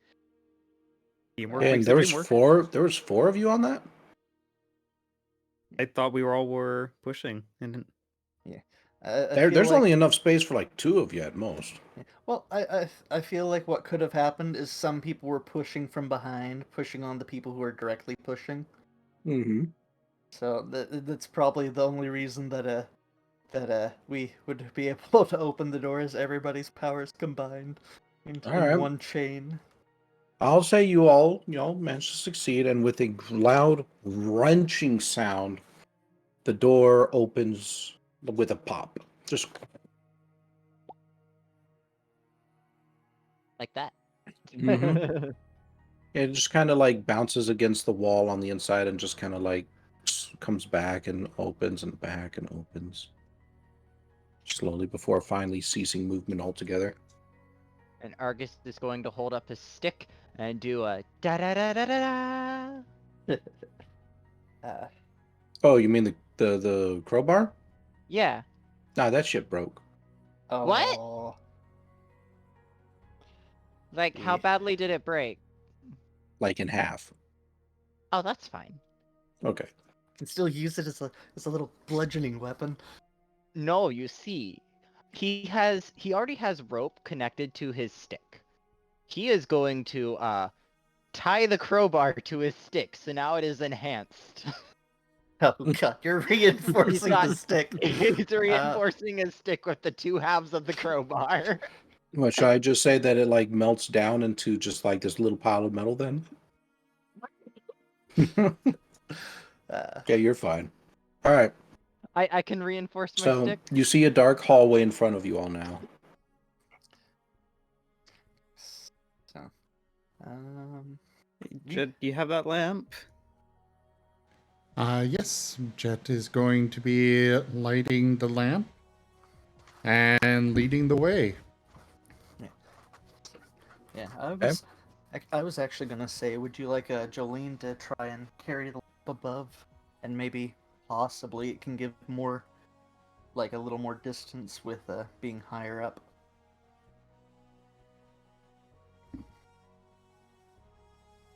Well, you all can tell that the hallway is big enough for about like 3 shoulder to shoulder. You all are going to have to determine move order. So like who's in front, who's behind. Well, I already said Jet was going in front for... So Mhm. probably front and Doris? center. I'm going in the All right. middle. Well, go ahead and start placing your icons on the board then, so people can get a visual. Where are our... Oh, they're down here. Okay. Oh, wow. I had no clue where they were. Oh, grab me. Who's taking me away? There we go. They're taking me away, ha ha. They're carrying me away, ho ho, hee hee, ha ha. To the funny farm. Where life is wonderful all the time. Oh, so Jet, where are you going? Front and center. Get the fr- Going front and right. Alright, what? Which direction are we facing here? Or which? Ow. Okay, I'm figuring that we're facing towards that little fire volcano thing. Or, in that direction. So if you're going Oh, front that's and Faraway right. Island. Yeah, That's you'll be Faraway there. Island. The volcano thing is the flaming You- fields. you- You'd be like right here then if you're going front and right with. Cool. Yeah. We figured out cardinal directions. Yeah, I was confused because I was looking at the table in a different direction than you were lining things up, and I'm like, which way? You don't even know your Pokemon Mystery Dungeon map.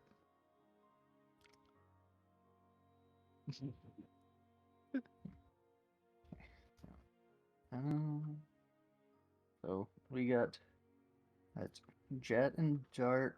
We're in front.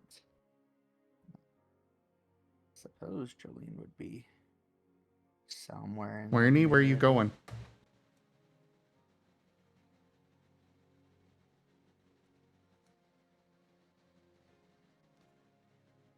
Well, I figure we could do a a 2x2, and then Jolene could kind of be floating over top because she's so small Mm-hmm. That would work. in the middle. Feasible. So, boop. There you go. I'm at the top of the Marching pyramid. order. And then, Azrael will just be Azareth. coming up the back. I figured we'd leave him with Doc and Ethan. Yeah, sure, why not? I don't care. I'm only the narrator. I care. Okay, you all are huddled together like a gaggle of geese. Yeah. Honk. What's a geese? It's something similar to a meese. What's a meese? Something similar to a geese. Oh, but what's a geese? But no, what's a Ad gaggle? infinitum. Yeah. So as you all step into the darkened corridor, there's something like a loud and you can see lights light up all along the top and bottom of the hallway. Not bright, but just kind of like dark, atmospheric, just glows. And you can see on both sides of the walls what appear to be large, glassy windows. And on the other side of those windows, you can see what appears to be an immense amount of water.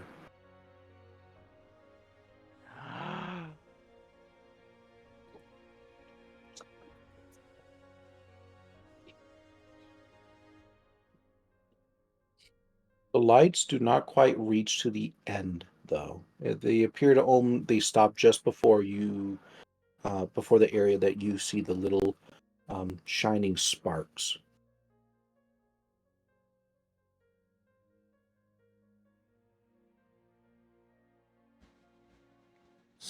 Well, It's this is like interesting. a So we're room at the made edge of the- water. So we're at the edge of the water, and we see the little sparks on the other side of the water. No, on the other side of the hall. Oh, It's a room made of water. I'll be honest, this doesn't really quite look like the scratch sign of food inside. no, it definitely doesn't. Maybe the food's in the water? Can Are you Jet going get to to the swim for little? it? Can Jet get With to the these tiny sparkling little thing? arms? Hey Say Dart, again? can you go swimming for food? You're good at Dart- swimming. Dart's going to give a death glare at Argus. Amos is going to chuckle. You laugh at my pain and suffering. I think he was laughing more at Dart.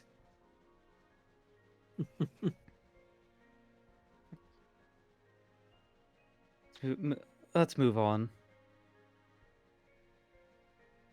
I was asking if Jet could get to the sparks. If you move along that hallway, maybe. Okay. He'll continue on towards it.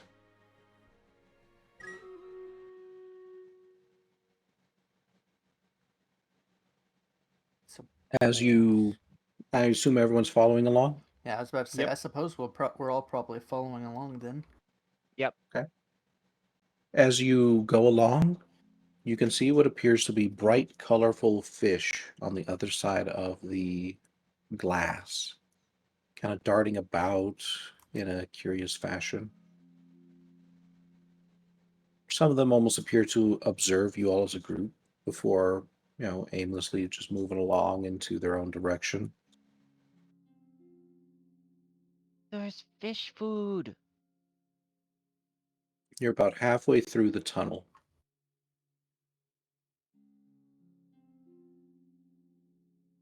Is there anything along the side of this tunnel? Or is it just glass? It's just glass. So, okay. Oh no. Is it just like 360 effectively water surrounding us? Yes. Did I mention there's a large shadow that suddenly looms above you? Kind of passes you all by as you all walk along the hallway. Yeah. Dart, How there?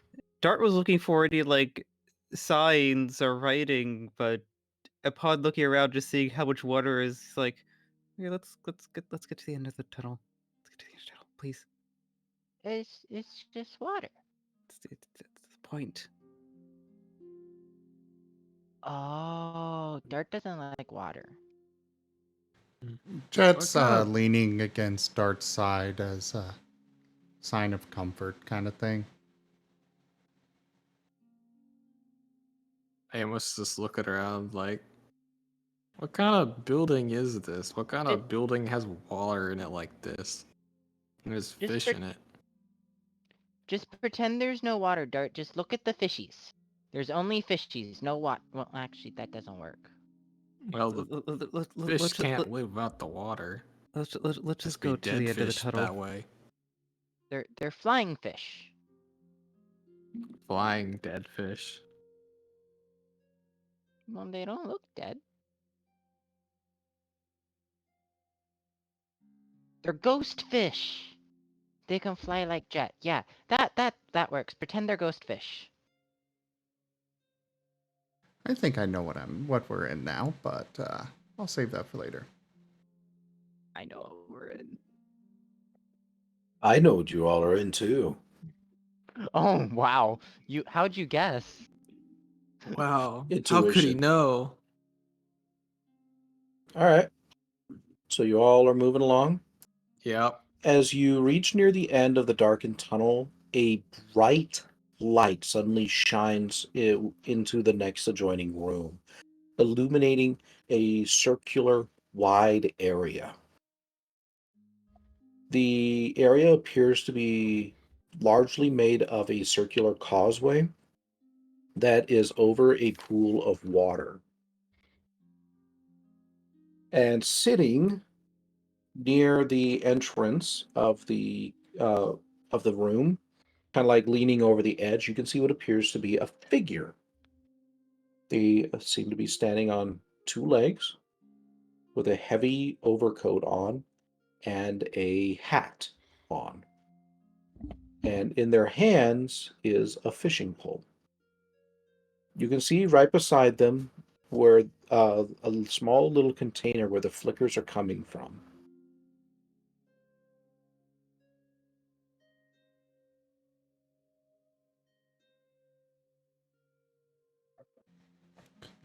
Jet's just looking at the others before.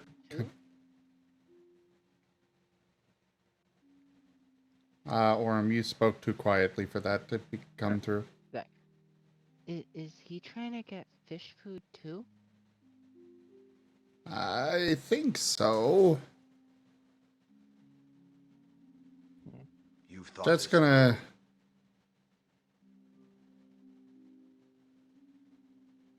Oh. We've got a card, a memory moment. Wernie! You can't play your own card. It didn't like do it for me. It didn't like prompt me for a name or anything. Well, no, you can't influence the game that you're in. Oh. And that's a form of influence. Well, I had I'll that send card. that. I wanted to use it. Unfortunately for you having that card, you'll have to just destroy it Aw. Poor Ware. and get resources to craft a different card. But I've sent that back. More Oh, to you. okay. Pokemon TF cards. There you go.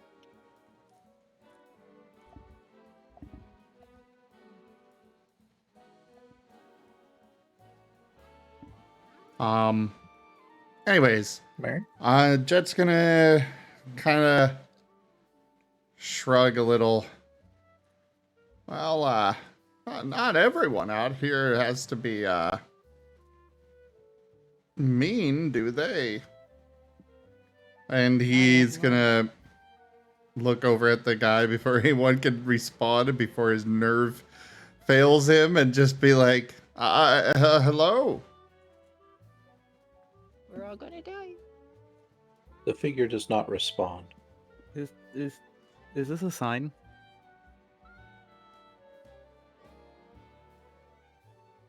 A sign of what? Like a literal sign? Are you trying to talk to a sign? Oh my god. He's gonna go closer to look at it more closely with the lantern and such. Starts going to accompany. Yeah. Gonna also go with. Okay. Amos will follow.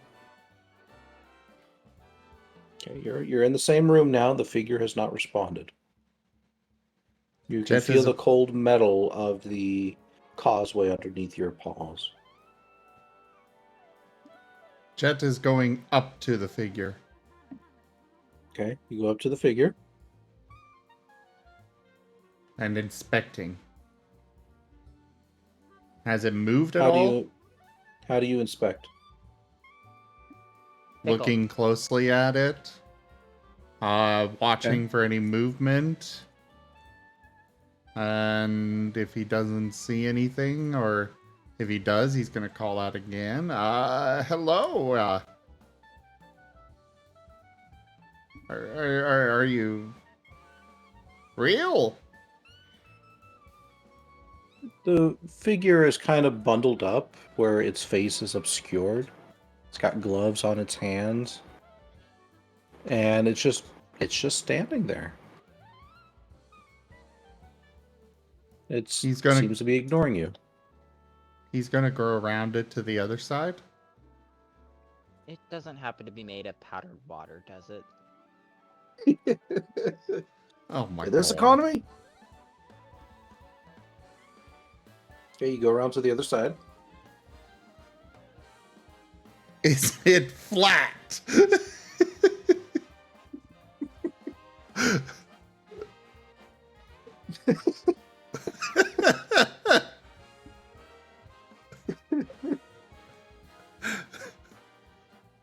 It's 2D, isn't it? Yes. Wow. Jet's going to just push it over. You know, I guess you're right. The- Not everyone little- here. The little 2D image of a fish or something just kind of flops over. The rod, however, the fishing rod, is definitely real, and it's held in its hand. Is the real? Jet is going to look at what was making the sparking. He's more interested in that. Sparkling It's like some tiny little orb-like things within a bag within the like box. They appear to sparkle with a electric scent that actually kind of reminds you a little bit of the chocolate you ate earlier.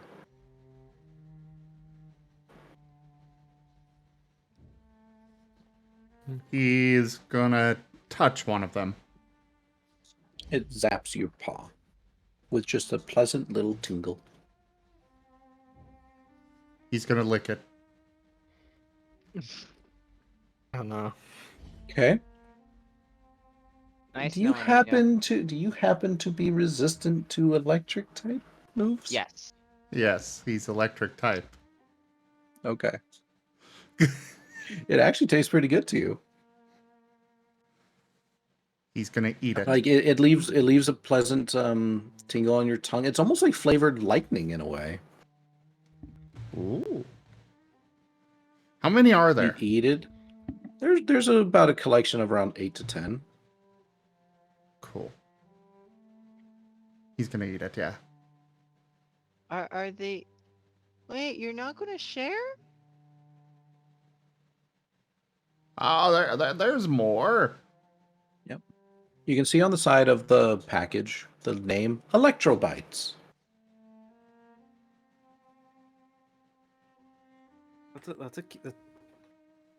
Do you share that name, Jet? Well, right now his mouth is right now he's eating it.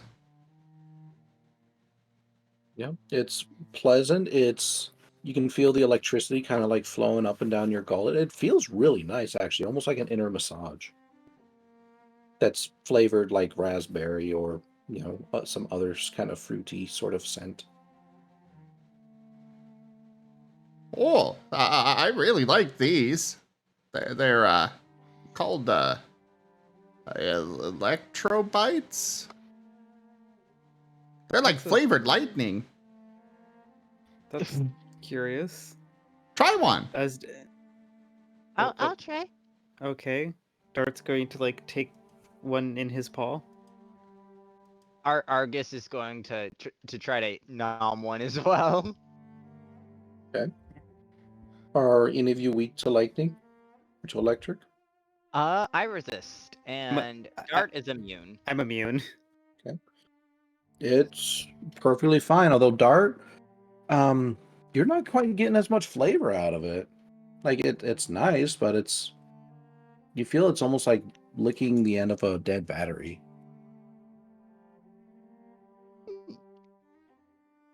I'm enjoying it. I mean, not bad. It's just Argus, does Argus enjoy it? Yeah, I'm Argus enjoys resistant. it. Dart. It's just not doing anything for Dart. Yeah, Dart, like they're tasting it, but it's like, has anyone ever seen that one drink going around? What's it called? Prime. Say again? Prime. No, it's like a drink that is like the sparkling water with like the hint of a flavor. Oh, there's that a just whole sounds bunch of them. disgusting. I mean, There's it's a like- it's bunch like- of them. I mean, it sounds like you're describing the equivalent of like taking some tap water and putting like a single thin lemon slice in it. Yeah, exactly. It's like that. That's like, that's okay, how it tastes. This- You this can is kind of delicious. taste it, but it's definitely dulled. It's faint. It's you might as well be sucking air. You'll get more out of it. This doesn't seem very flavorful, Jet. I'm Maybe getting it's a lot of flavor. maybe it's only for certain people, certain Pokemon, like you with those metal balls you like to eat. Dart's going to like raise a pot of pond to that for a moment. Like, I suppose it seems logical. Amos, Jolene, you want to try one? Jolene will look at them for a second, as if contemplating whether it's a good idea or not. Then we'll slowly take one and try one. This is how we get an instant bake. Well, I Okay. don't Are think you Jolene. weak to lightning? No, not weak to lightning. Or Okay, resistant or anything, so. Okay. As you take a bite, you kind of receive a bit of a harsh shock. So, like, your pudding kind of stands on end. But after a while, that shock kind of dissipates, and you begin to taste a lot more of the flavors. I'm just imagining like the the iron liquid stuff when you drop a magnet in it and it goes all spiky. Mm-hmm. Kind of like that. Yeah. Yeah, Jolene's gonna, like, look like she's, like, stunned for a second. And then be like, You know, that's not too bad, actually. I think it's kind of nice. Amos, you want to try one? Amos is gonna go up and give one a lick. Are you weak, resistant, anything to electric? I don't know. No, he's just pure fire. So, no, not resistant, not weak. Not resistant, not weak. Okay, you receive much of this is the same experience as Jolene. Your fur stands on end as you lick it, and after like a brief moment or two, you are able to relax and you taste like the faint, or rather, you taste the flavor of the little electrobite ball. It wasn't much since you only licked it, but you know it was enough to give you an idea of what would happen if you were to eat it. I'm gonna eat it. Amos chomps it. Okay. It's a much stronger reaction on both sides. Your fur is definitely like stands on end for like probably about a good solid like 30 seconds. But like about halfway, like about the 15-20 second mark, you begin to really feel or taste the flavor of the ball. It seems like this one gave you a taste of chocolate pudding. Yeah, that's surely something. Got a kick to it. It tastes nice. I'm assuming these are from the typical. Correct. Cool. I And I will approve. remind all of you players as well that you guys can complete the tip goals too. That would I require thought we money. weren't allowed to influence our games. It's not really influence. You don't have any control over what's happening. You just tip and complete it. And you just hope I'm merciful. Yeah, basically. I kind of like not knowing the tip goal, honestly, because then I never know what's going to happen. I mean, to Yeah, be that fair, is from the typical. we don't even know what's going, like, it's literally just a type of candy. And that was one tier of it. For all we know, the next one could be poison type or something, or perhaps it's some other kind of freaking monstrosity, like a candy type freaking Pokemon monster thing. We don't know heck, what maybe- Rygon's got planned. Or I maybe, may or may not have come up with one. or maybe we find out those weird metal balls actually are a brand. Could be. So what you're saying is we need to have Dart taste test all our food because he's immune to both poison and electricity. It could be a rare candy, yes, Corbin. But probably not until the full tip goal if that is the case. But who knows? It could be a common candy. No, you only met the first tier, so I only gave you a taste of what the goal was, or is. If anyone wants to see what else I potentially have planned for the players, feel free to meet more tiers. I believe there's 3 more tiers to this. Candy Mountain. That was punny. And we've also reached 11:41, which means we are halfway through our session. So this is a chance for Only everyone to now get halfway? up, stretch, get some water, get some food, whatever you need to do, and we will reconvene in about 5 to 10 minutes. Heed my call. Well, when we come back, we do have a storm card that was played. Oh, goody! I finally get to play that thing. And then we do still have a party reroll available. And as far as the tip goal goes, it's also a great way to give Rygon a little back for his work here.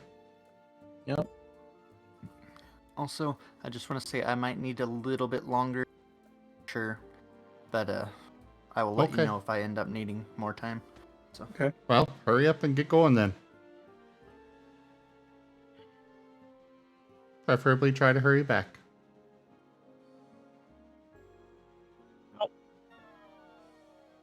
Ah.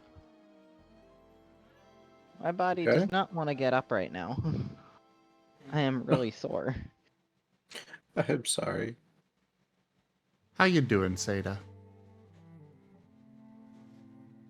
Start surrounded by water.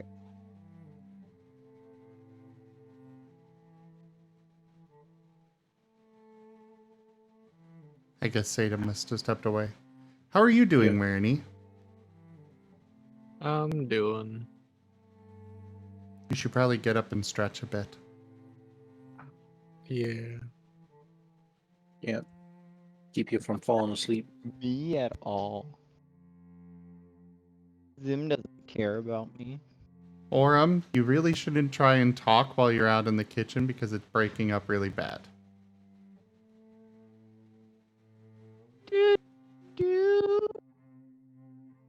Yeah, almost none of that came through.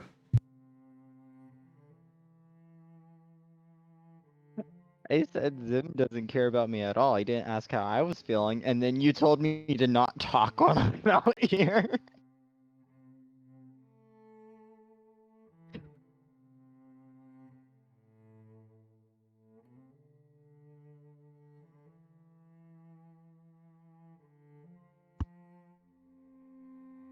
Part of the reason I would also rather you not talk is so they don't get an echo of you talking into your mic and what my mic is picking up.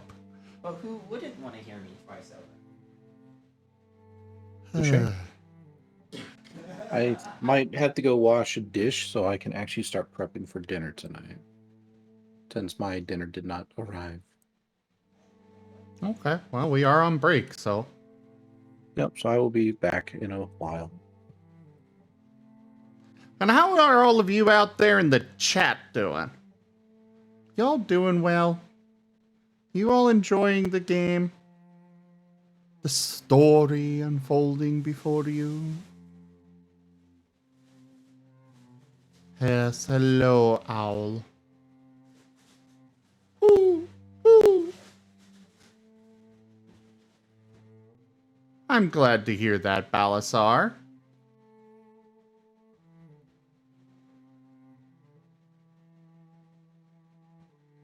You know, I suppose since we're on break, I'm going to take this opportunity to share some fan art. Granted, the only fan art that we have available to share is from Wostein.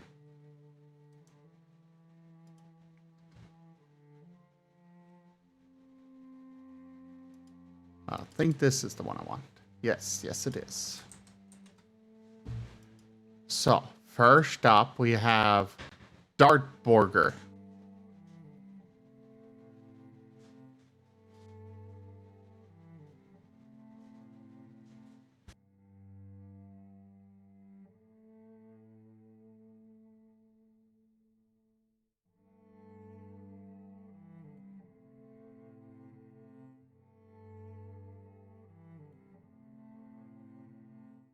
You're making visuals for a new D&D player race, a Fae race home to the desert?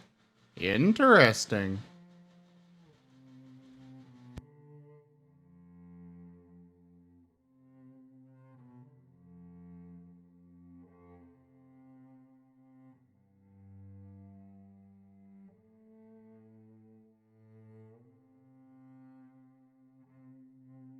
And it's good to hear you're doing all right, Corbin.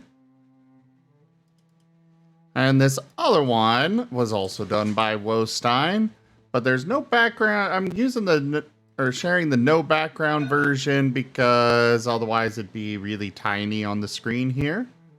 But there you go. Wolfstein knocked out carrying all of us.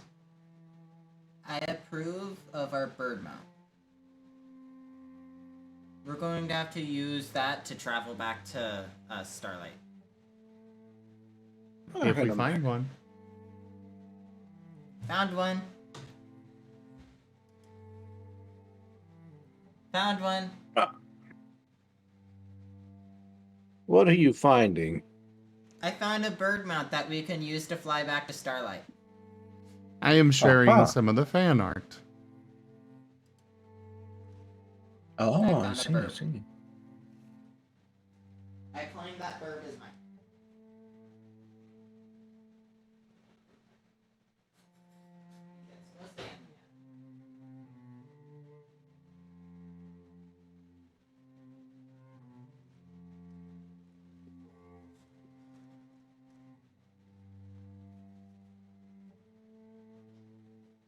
No wonder it's so cold. You have the door open. It feels nice.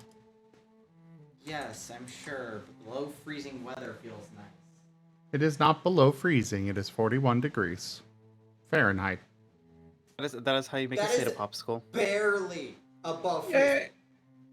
It's about 10 degrees above freezing. That's not much! Just discovered that there is no potable water left in my apartment currently. Oh shit. No one brought water or water bottles in, so there's no water. Oh, and they're all frozen or something? No, they're in my brother's car, which I don't have the keys to. Oh shit. Also, I just looked at the temperature. It's currently 64 degrees Fahrenheit here, and I am cold. Send I help. wish it was that warm here. Data, can I move in with you? Zim's keeping it like 40 degrees here. I just put the heater on. I'm cold. I'm cold too. We can be cold together. I got a big wolfy blanket. Actually, it's a small wolfy blanket, but Oh, my ex still has mine. I need to get him to send it back. I have a big wolf blanket too. But here is another one. Another fan art of Jet, Amos, and Dart, where Amos is pulling along a T-posing Dart. I don't remember showing the off the fan art? context. wonderful, Yes. wonderful. Is this the first one? No, I've shared the owl carrying everybody as well as the Seda or the Dart burger. I got burger. Nope, bacon cheeseburger. Order. I'll send you what I have for the work in progress of my doodle. Oh yeah, I could share that too. I need to get some Argus artwork. Yes. And then we got Dart in a teacup.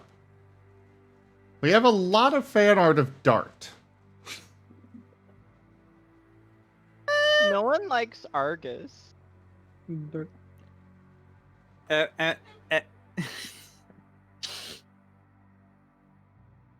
I just had a very silly image in mind. Rare? Okay, just like picture as you will for a moment. Just like, you know, a Pokerolle's plush stand. And you like have like all the little promotional art that has like, you know, Amos, Argus, Jet, Jolene, Azareth, and you see Dart's shelf's completely empty.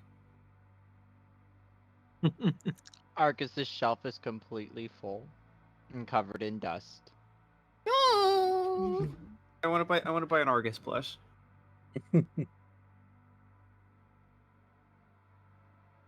There was never a demand for any Argus merchandise, so there is no Argus plush. No. It's okay. It's the same way for Jet. I will have just Dart hugging all his plushy friends. Except there will only be Dart. No! All your plushy friends are just dart, dart, dart, and dart. No! But you have these little paper faces you made of all your friends that you have taped to the faces of all your dart plushies. Oh, And then the last one we'll share for now, unless somebody's got more fan art that they haven't shared yet. MTF Amos. I mean, we So do have the that's- Dart TF. We do have the Dart TF sketch and the Dart Amos TF sketch. I don't know if I want to share that necessarily because it's not exactly fan art. Fair enough. When do we get Dart Argus? In chat. Where?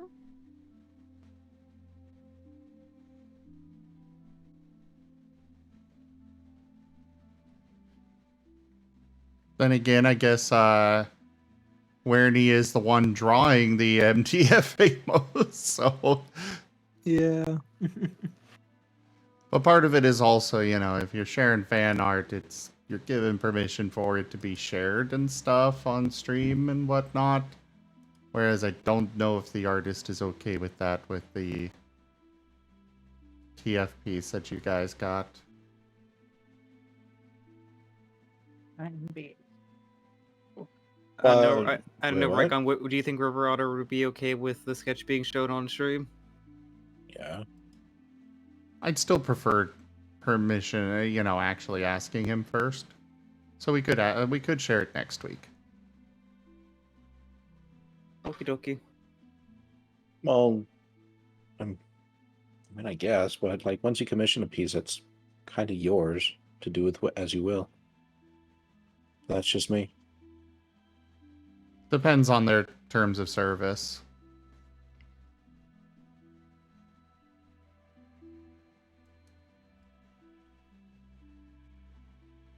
But anyways, are we ready to resume then? If we have everyone. I believe Jolene's back. Yep. And I got waffle. I exist. Waffle, milk, and chocolate, and bacon. All right, let's pick up where we left off.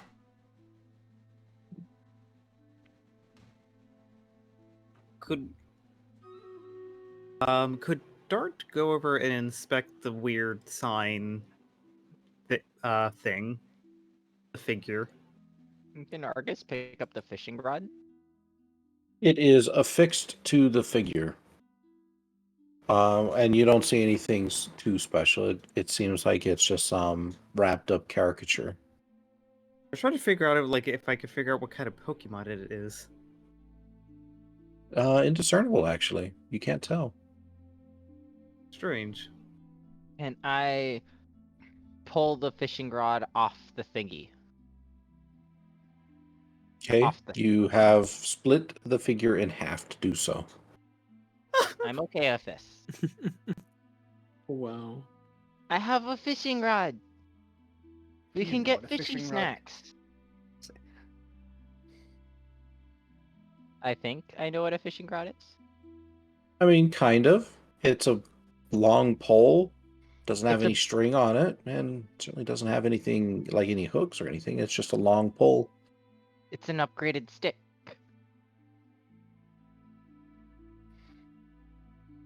We can take the sign too, because I think Dart likes the sign. No, I don't need the sign. I was just kind of curious. Yeah, what I'm kind sorry. of Pokemon is that? Amos pointing at the figure. Yeah, that's what I was trying to figure out. I mean, it kind of has it's kind of Doc's height, but it doesn't look like Doc.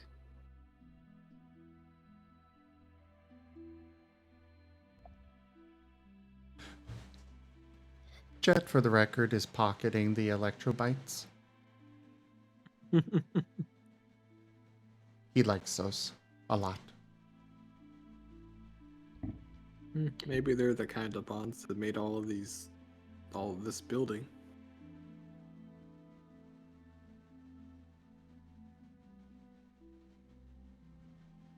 Jet's, It's very. go ahead. I was gonna say it's very strange.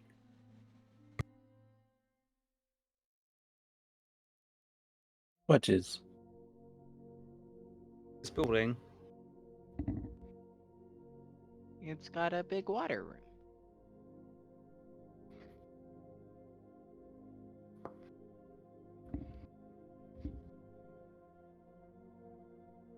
Can we reach any of the fish from the top?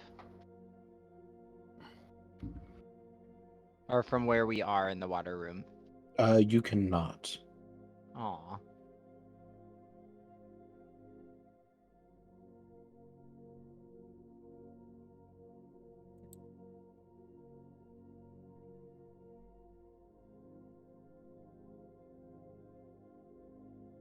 I do have tools in my polko. Maybe we could break the glass and we can get to the fishies. I don't think we Dart's wanna do eyes are that. going to instantly widen. Nope. That's a bad idea. Okay, fair. Right now, that glass is keeping the water there. We break the glass, the water's going to get in here. And I'm already struggling as is. Would you like to So- hold my new upgraded stick? It makes me feel safe. Is the water itself, is it open or completely sealed, at least from where we are? In the room you're in, it's open. I'm assuming Like, it's for underneath you. I'm assuming for like Okay. the sake of like visual clarity, this is like a circular walkway with like a fishing hole in the middle. Here, let me just draw it out for you guys. Okay.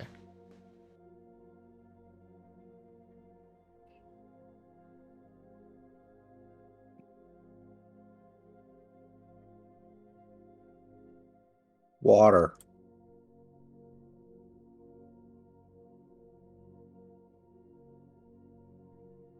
Causeway. Okay. How far down is the water? Is it like right there? It's about a foot or- down. Hmm. So like it's enough that if you were to like say get on your hands and knees, when if you're a human, you could like splish splash it with your hands.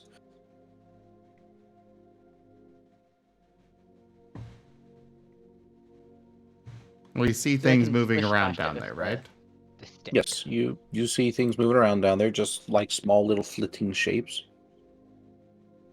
They're all small, right? As you can see.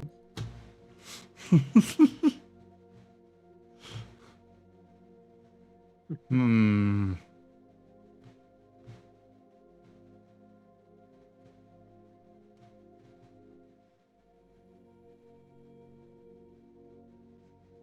Could Jet, hanging on to the... so could Jet reach down there with his nose at the least? Yeah. Okay. And push him in. He's gonna go over to the edge. Are there railings?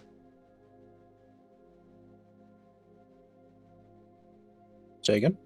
Are there railings? There is. The Cool. railings are all a little higher than where most of you are. But there's at least bars down at the bottom that Jet could hook one of his legs around, right? Yeah. Okay. It's kind of like a weird shape. Like there's the upper bar, the low, and then there's the lower bar, and then you just have did it. And the water is just kind of and the water's just more or less like right about here. Yeah, I just want to make sure that he could make sure that he doesn't get pulled in or slip in or such. The water is up to yank Yes. you down. He's good. He's gonna go over to the edge, hook his leg up around the bar, Okay. and then lean down with his nose and try to zap one of the fish. Too bad you didn't check the bar. It comes loose. Ah! Bloosh. Yep, just little sploosh. I don't know if Jet knows how to swim. Well, you're panicking. You're going down.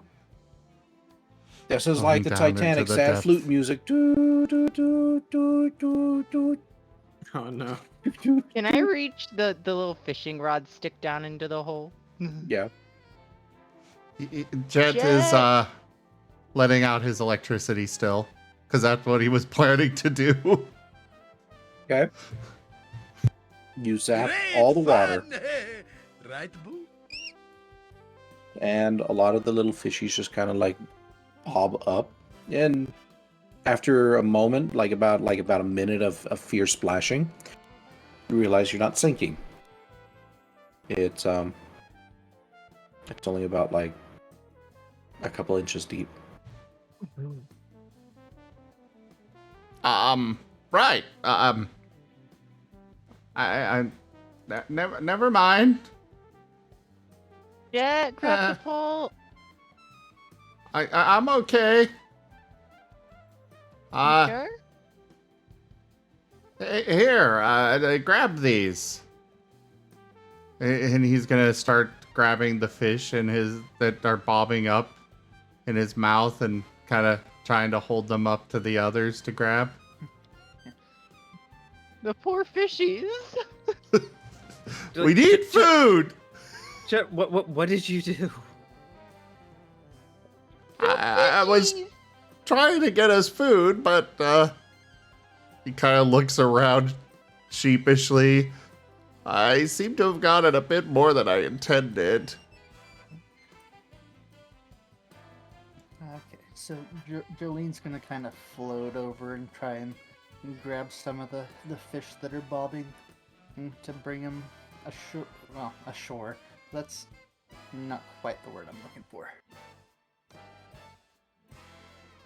But just like one at a time, bring some fish. That way she doesn't drop them. We do have influence. Okay.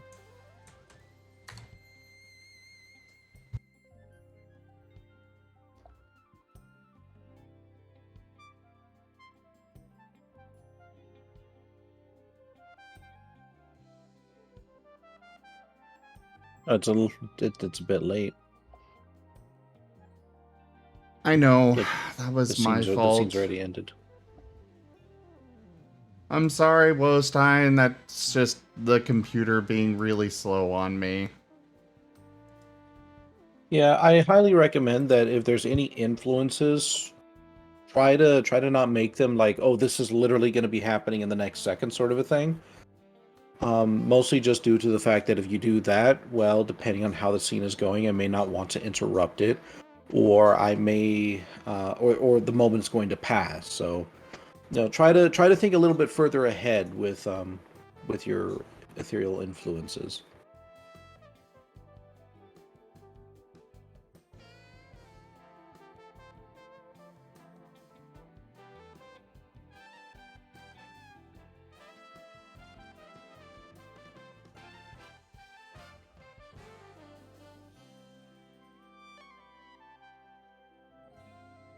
Hello?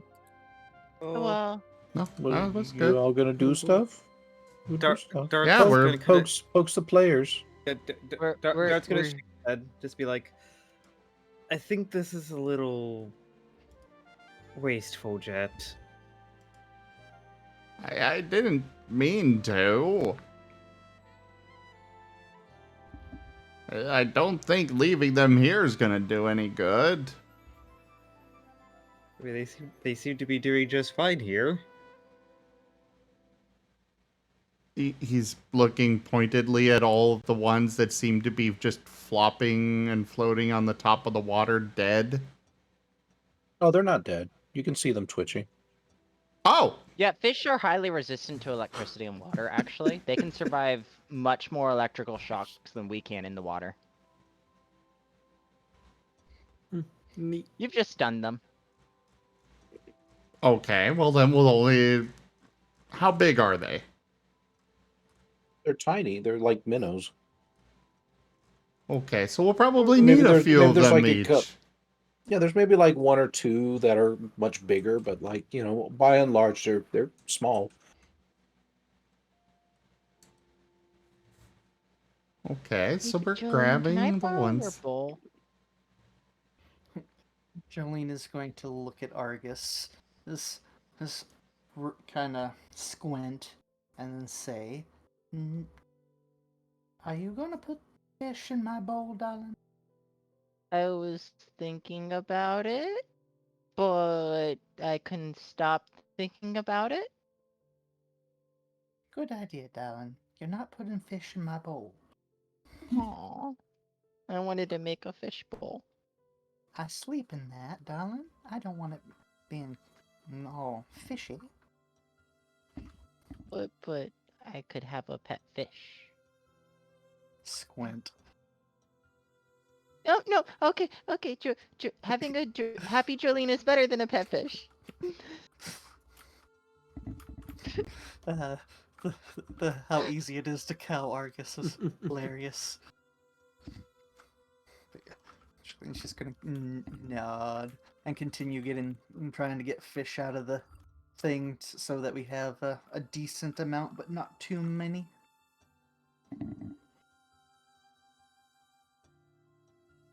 Even if small, they're still edible. I just wanted to get some for all of us to eat, because, well, Yeah. we don't know when we'll find more food. We can put them with the Rise. Or I mean, we can eat them with the Rise.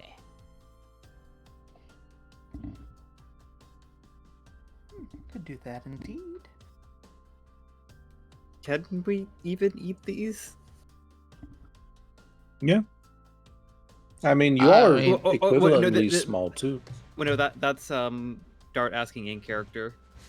The door said that there's food in here, and well, this is the only other thing that we found aside from the electrobite things. So I'm assuming so.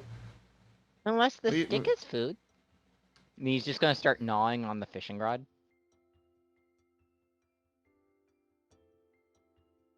Made out of candy. No. Aww. Actually, out of curiosity, with the causeway, is it just loop back around to the tunnel, or is there Yes. like a? Okay, so there's no other further door on that. Correct. Noted.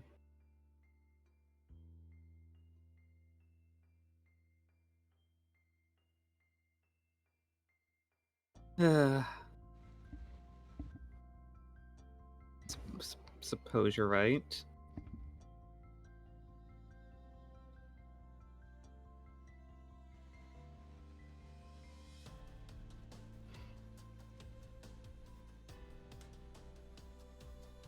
I mean, I guess they're not actually dead, but so we could leave them if you want, but.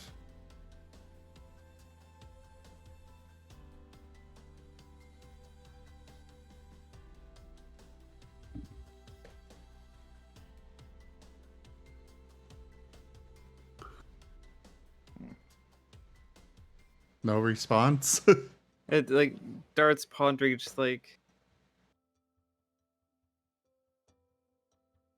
Look, I'll be honest. I'm still trying to figure out what we can and cannot eat. Those creatures back that in those ruins, wanted to eat us. If we take these, are we any better?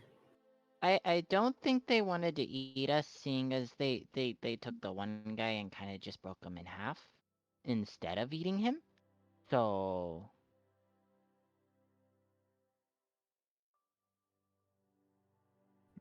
That doesn't seem like a hungry thing. That seems like a I'm angry thing. Like a Or so- Jolene thing. Out of character, I'm talking about the Sableye.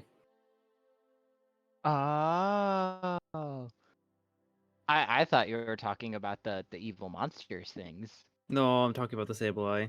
All I know is that you all probably should figure this out soonish. We've only got like 40 minutes left.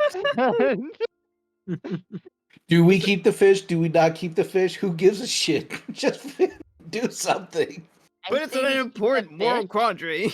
But I need a bowl so I could put the fishies in, and so I can keep the fishies. Fishies are dead. Move along. But what? Just gonna. You can't just kill off my fishies. You forced my hand. Yes. So. Why don't you like my creativity? No, I think we're burning time for an important moral quandary. The fish have died from the electric shock. But they don't die from electric shock. If anything, they die They from do suffocation. now. Yeah, and I also have to go slightly early, because I have to get ready for leap, because I have to work tomorrow. But Noting on my sheet, Jet killed the fish. It was all Jet. But yes, so we're gonna collect some Dang, can't fish. believe Jet just murked a whole pool of fish. Gonna collect enough I fish guess that we'll have we're food gonna for a bit, and then we're going to continue on, hopefully. You know, we'll gather some of the fishies. Poor fishies.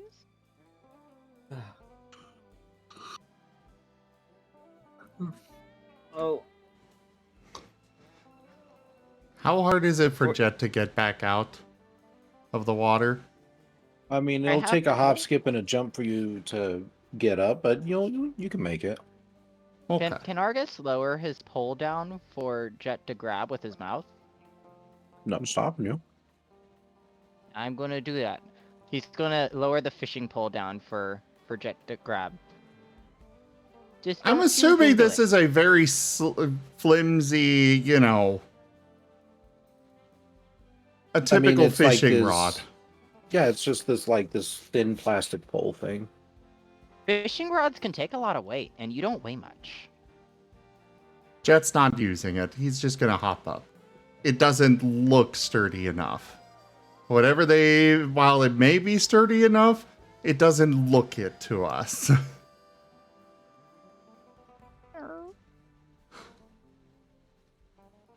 So, moving on from the fish, we've gathered them, and now we're taking them back to dock. Get back Yes? to the meeting point, yes? Yep. You have in your possession right around about 20 small minnows and 2 large fish. Enough for us to Oh, we eat got a decent large meal.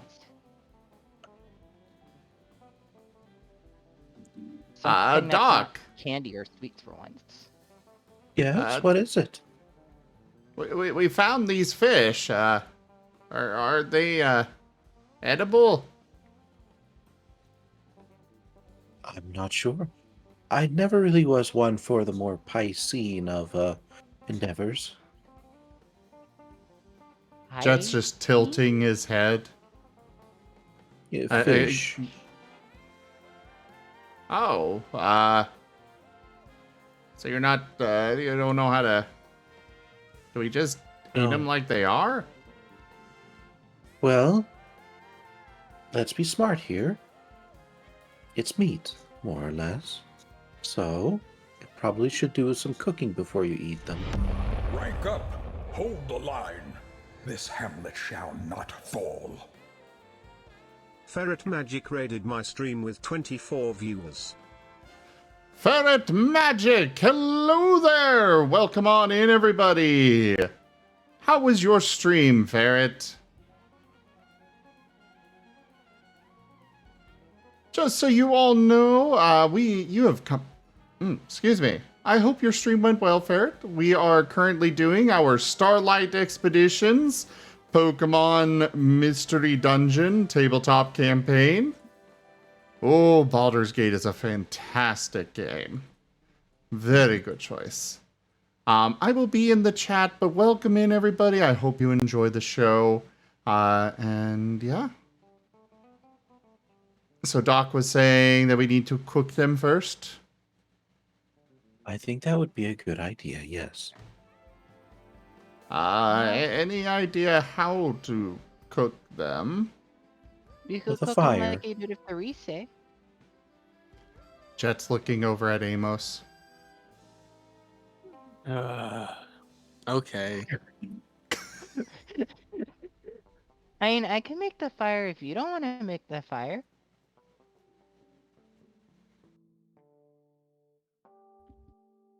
Amos is gonna see if he can find some, broken pieces of wood or something, and try to put them into a pile. Dead trees. He's gonna drag over one of those dead plants and just light it on fire.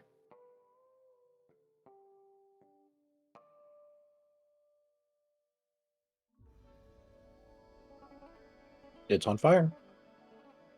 Amos just points out at both paws, like, here. Just like both paws, just kind of like that exasperated, outstretched memes, like here. Yep. I did a Are fire. you happy now? You did a fire. Amos, do the thing. Breeze fire onto dried, dead plant. Breathe Claps, fire on the dirt. claps with both parts. No, don't breathe fire on the dirt. No.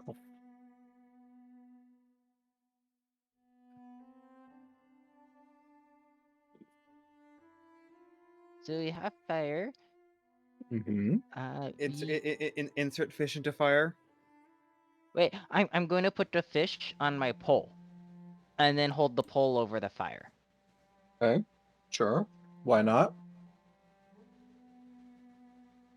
I'm fishing a cooked fish. You all probably should, maybe put them near the fire, perhaps on some sort of a surface to keep them from burning.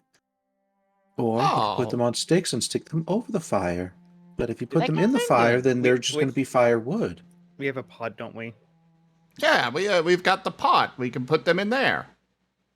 I think that would be a good idea.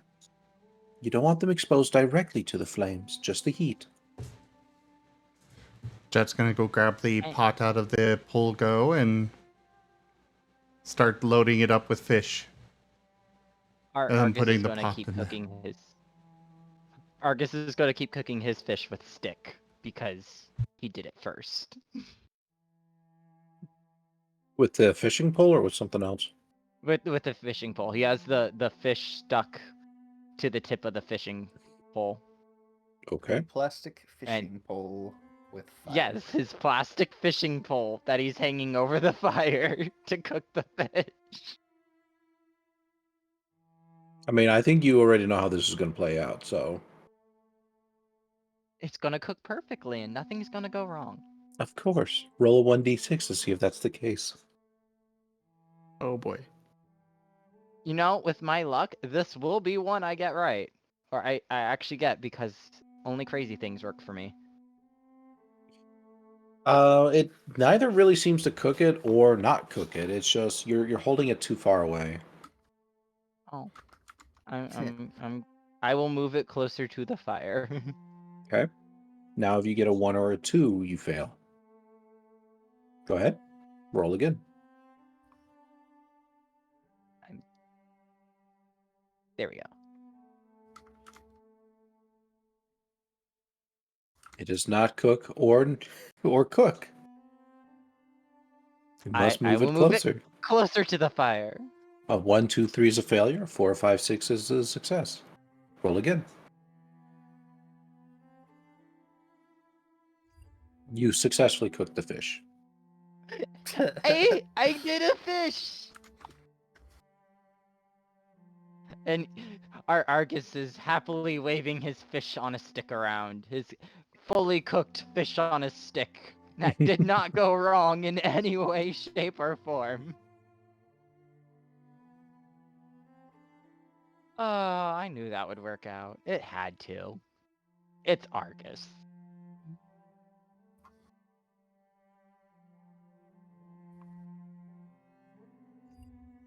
Is anyone else gonna cook a fish, or should I cook all of them? We've literally already put them into a pot and have put that next to the fire. Argus was not paying attention to that. He was focused heavily on the single fish on his stick. Ah, He's gonna take a bite out of his cooked fish.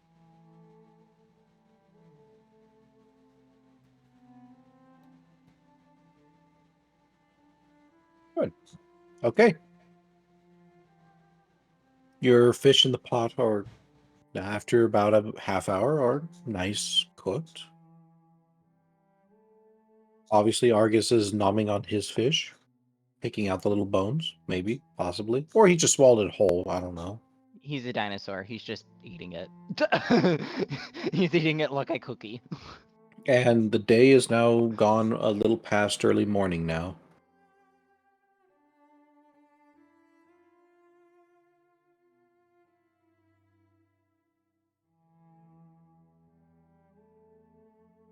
all right. So we all chow down and then head out.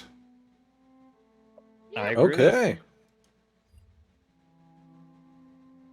And thus we finally get to block number 3. Well, I think you just completed number 3. 4. Let's see what the dice have to say.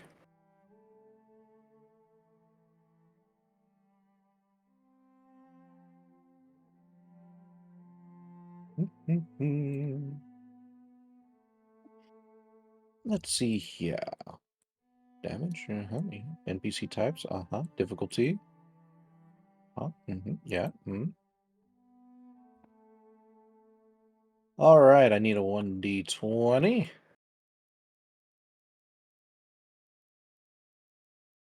5. 1d25. Oh, okay.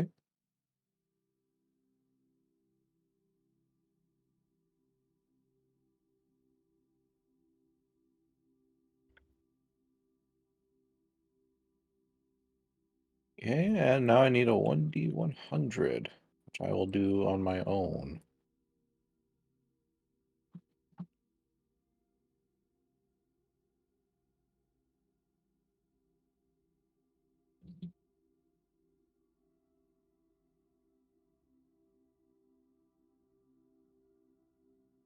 Okay. Huh. Okay. I've got your next encounter. And we all die. Kind of. Of embarrassment. Hey, yo. So you all are walking along the pathway. The smell of water is heavy in the air. It's almost a rank scent, like it had been sitting for a while, even though you can clearly see the small trickles of streams and creeks flowing through. Some of them appear to have been established with boards over them. Others, this equipment has fallen into disrepair or disarray, suggesting that this area, though somewhat used, is not very well maintained. When suddenly, you all hear a shout behind you. Dang, damn it, stop him! And you hear the roar of thundering hooves suddenly approaching. What? Uh-oh.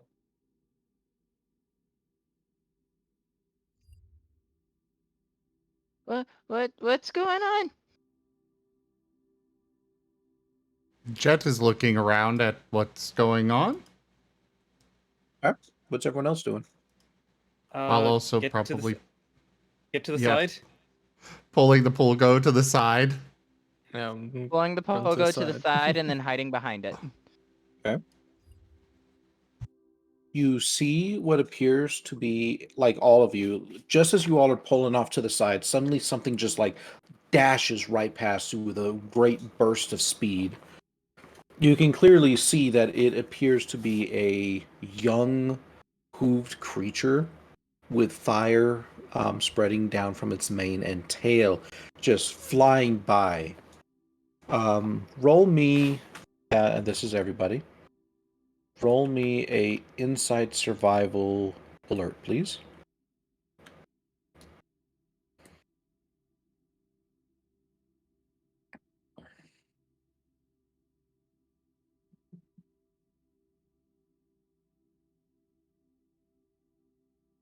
Oh, Argus, you're very perceptive. Jet, you're very perceptive. Jolene, you're very perceptive. Dart, you're picking your nose. He found a Jeez. hamburger. Oh, is that what the kids are calling it? Amos, you're in a coma. Oh no! Both of you are too distracted trying to get the polgos off to the side that you do not notice this particular detail. But those of you, Lyndon, Jet, and Argus, you notice that there appears to be tears coming from the young hooved creature's eyes.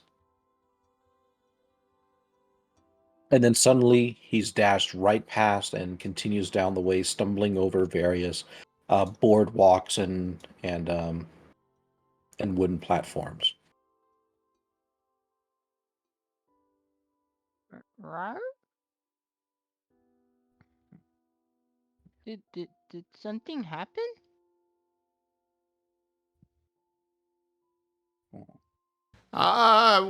Wait up!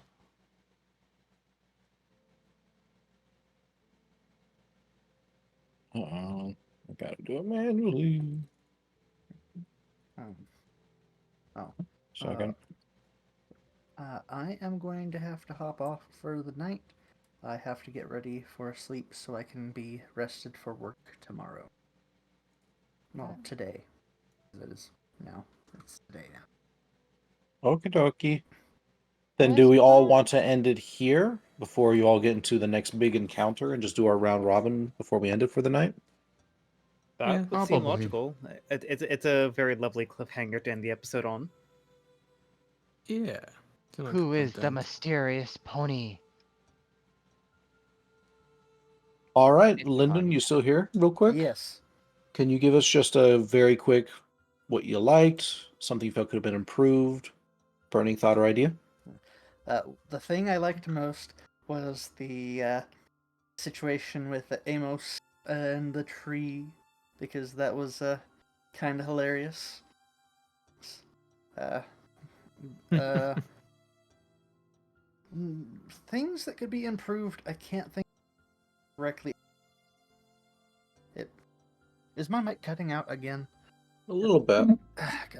But yeah, can't think of anything directly that I would say needs improved based on this session, specifically that we haven't already went for in the past. So it's just a matter of like working on the things we're already working on. Burning thought or idea. What is wrong with that? Probably ponyta. I'm assuming it's a ponyta. But because the thing runs past us crying, there's something wrong.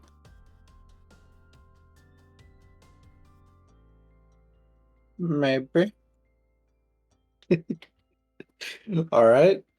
And thank you so much. If you want to skip out, you can. Yeah. Y'all have a good night. Bye-bye. You Bye-bye. too. Night, Night. night. All right. Going down the list on our players up here. Oran, something you liked, Hi. something you felt could have been improved, burning thought or idea.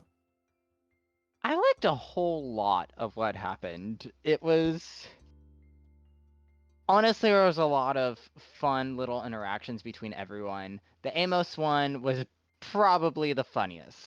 He did something out of the blue, and I love it.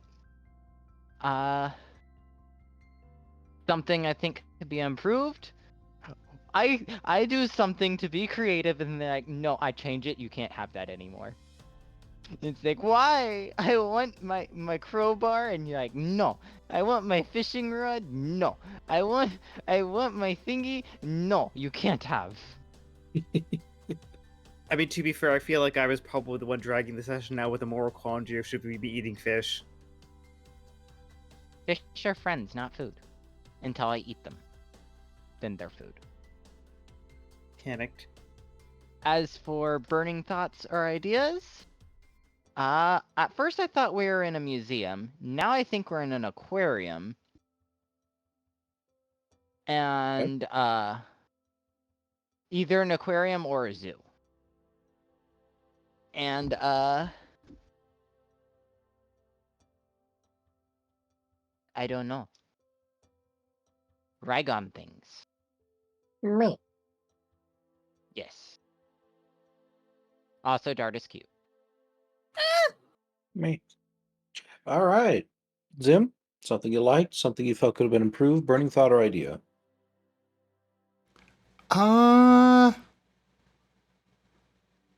One particular thing I like, because I kind of just enjoyed the whole session. But one particular thing, probably just the railing giving way and then Jet winding up in the water and then realizing it's only like a foot deep.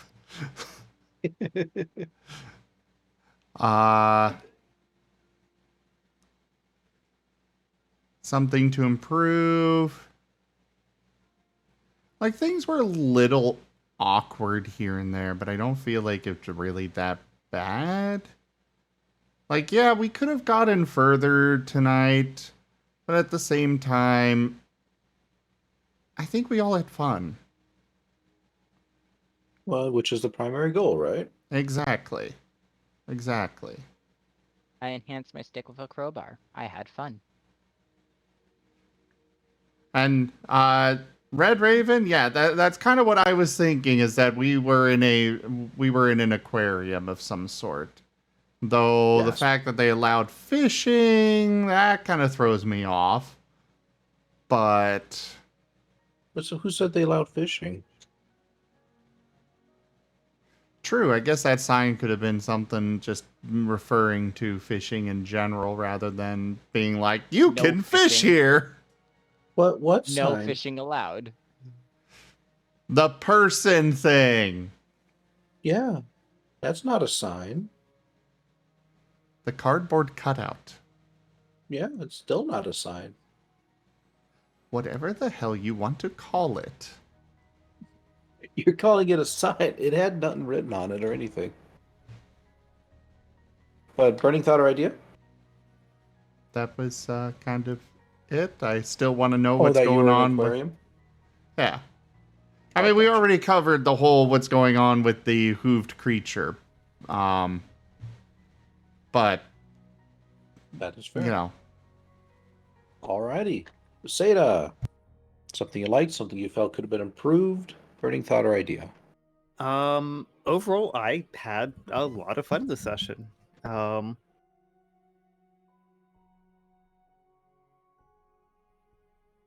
Actually just fun just like going through, just exploring this little section of what very much appears to be an aquarium, judging by the aqua on the sign.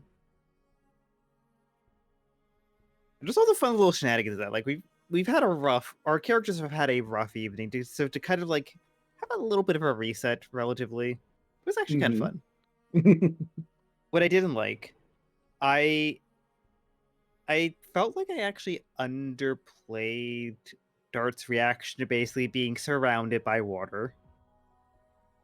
I was thinking after the scene there, I could have probably have done a bit more in terms of, yeah, him basically having water to his side and above him probably would have triggered a bit more PTSD, and I didn't like how I played that out, admittedly. I would agree. Just something to kind of keep in mind for next time, I guess. Yeah. Burning thought or idea? Why the horse on fire? That's a great question. Actual burning question, though. I go back to my previous burning question. Where where the fluff are we? It's like, this is like, everything in my logical brain is telling me that this is like, season 1 Pokemon anime, like aquarium, where you like maybe have like the odd fish Pokemon sprinkled in with actual fish or something like that. Like, this is like out of character brain is telling me this is the ruins of a human city. Where are the humans? Is it? I don't know, and that's what is causing my brain to overheat, and it's on fire. Why is it burning question? Send help. But I love the session. I can't wait to explore more. All right, and last but not least, Werny. Something you liked, something you felt could have been improved, burning thought or idea. Yeah, I like this session. It was neat with kind of like how we did each of us taking turns keeping watch and kind of rolling to see what happened with our part of the watch. A wise decision. Don't have anything in mind that could have been improved. Nothing comes to mind at the moment. And burning thought or idea, Amos is probably very much wondering what the hell this building is that we were in. That it has like, big water tanks and stuff. Mm-hmm. And fish inside of it, and who built it? A great question. All right, and then my final thoughts for the evening. I rather enjoyed how the session went. Could have been a bit faster, but I know we're all just kind of getting back into it, so, and I know that's something we're still working at. I think my goal was just to have some interactions between the players, give you all a chance to kind of stretch your legs a little bit, without necessarily just always danger hitting you.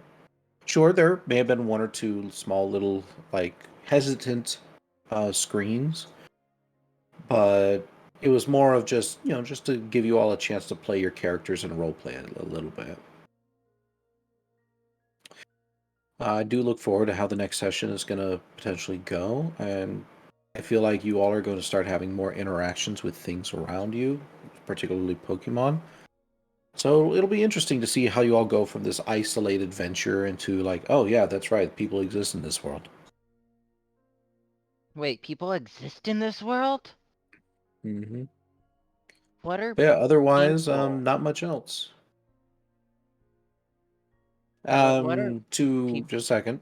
To the audience out there, I hope you all enjoyed tonight's session. To my players, thank you so much for showing up and playing. I hope everyone had themselves a good time, and I will see you all in the next episode. Bye-bye. Hey. Bye-bye. All right. Dirt. Thank you, everybody, for joining us today for the Starlight Expeditions Pokerole, our Pokemon Mystery Dungeon tabletop campaign. Check out our website, zgfgaming.com. We've got links for our Discord, Telegram, Twitter, Patreon, and more.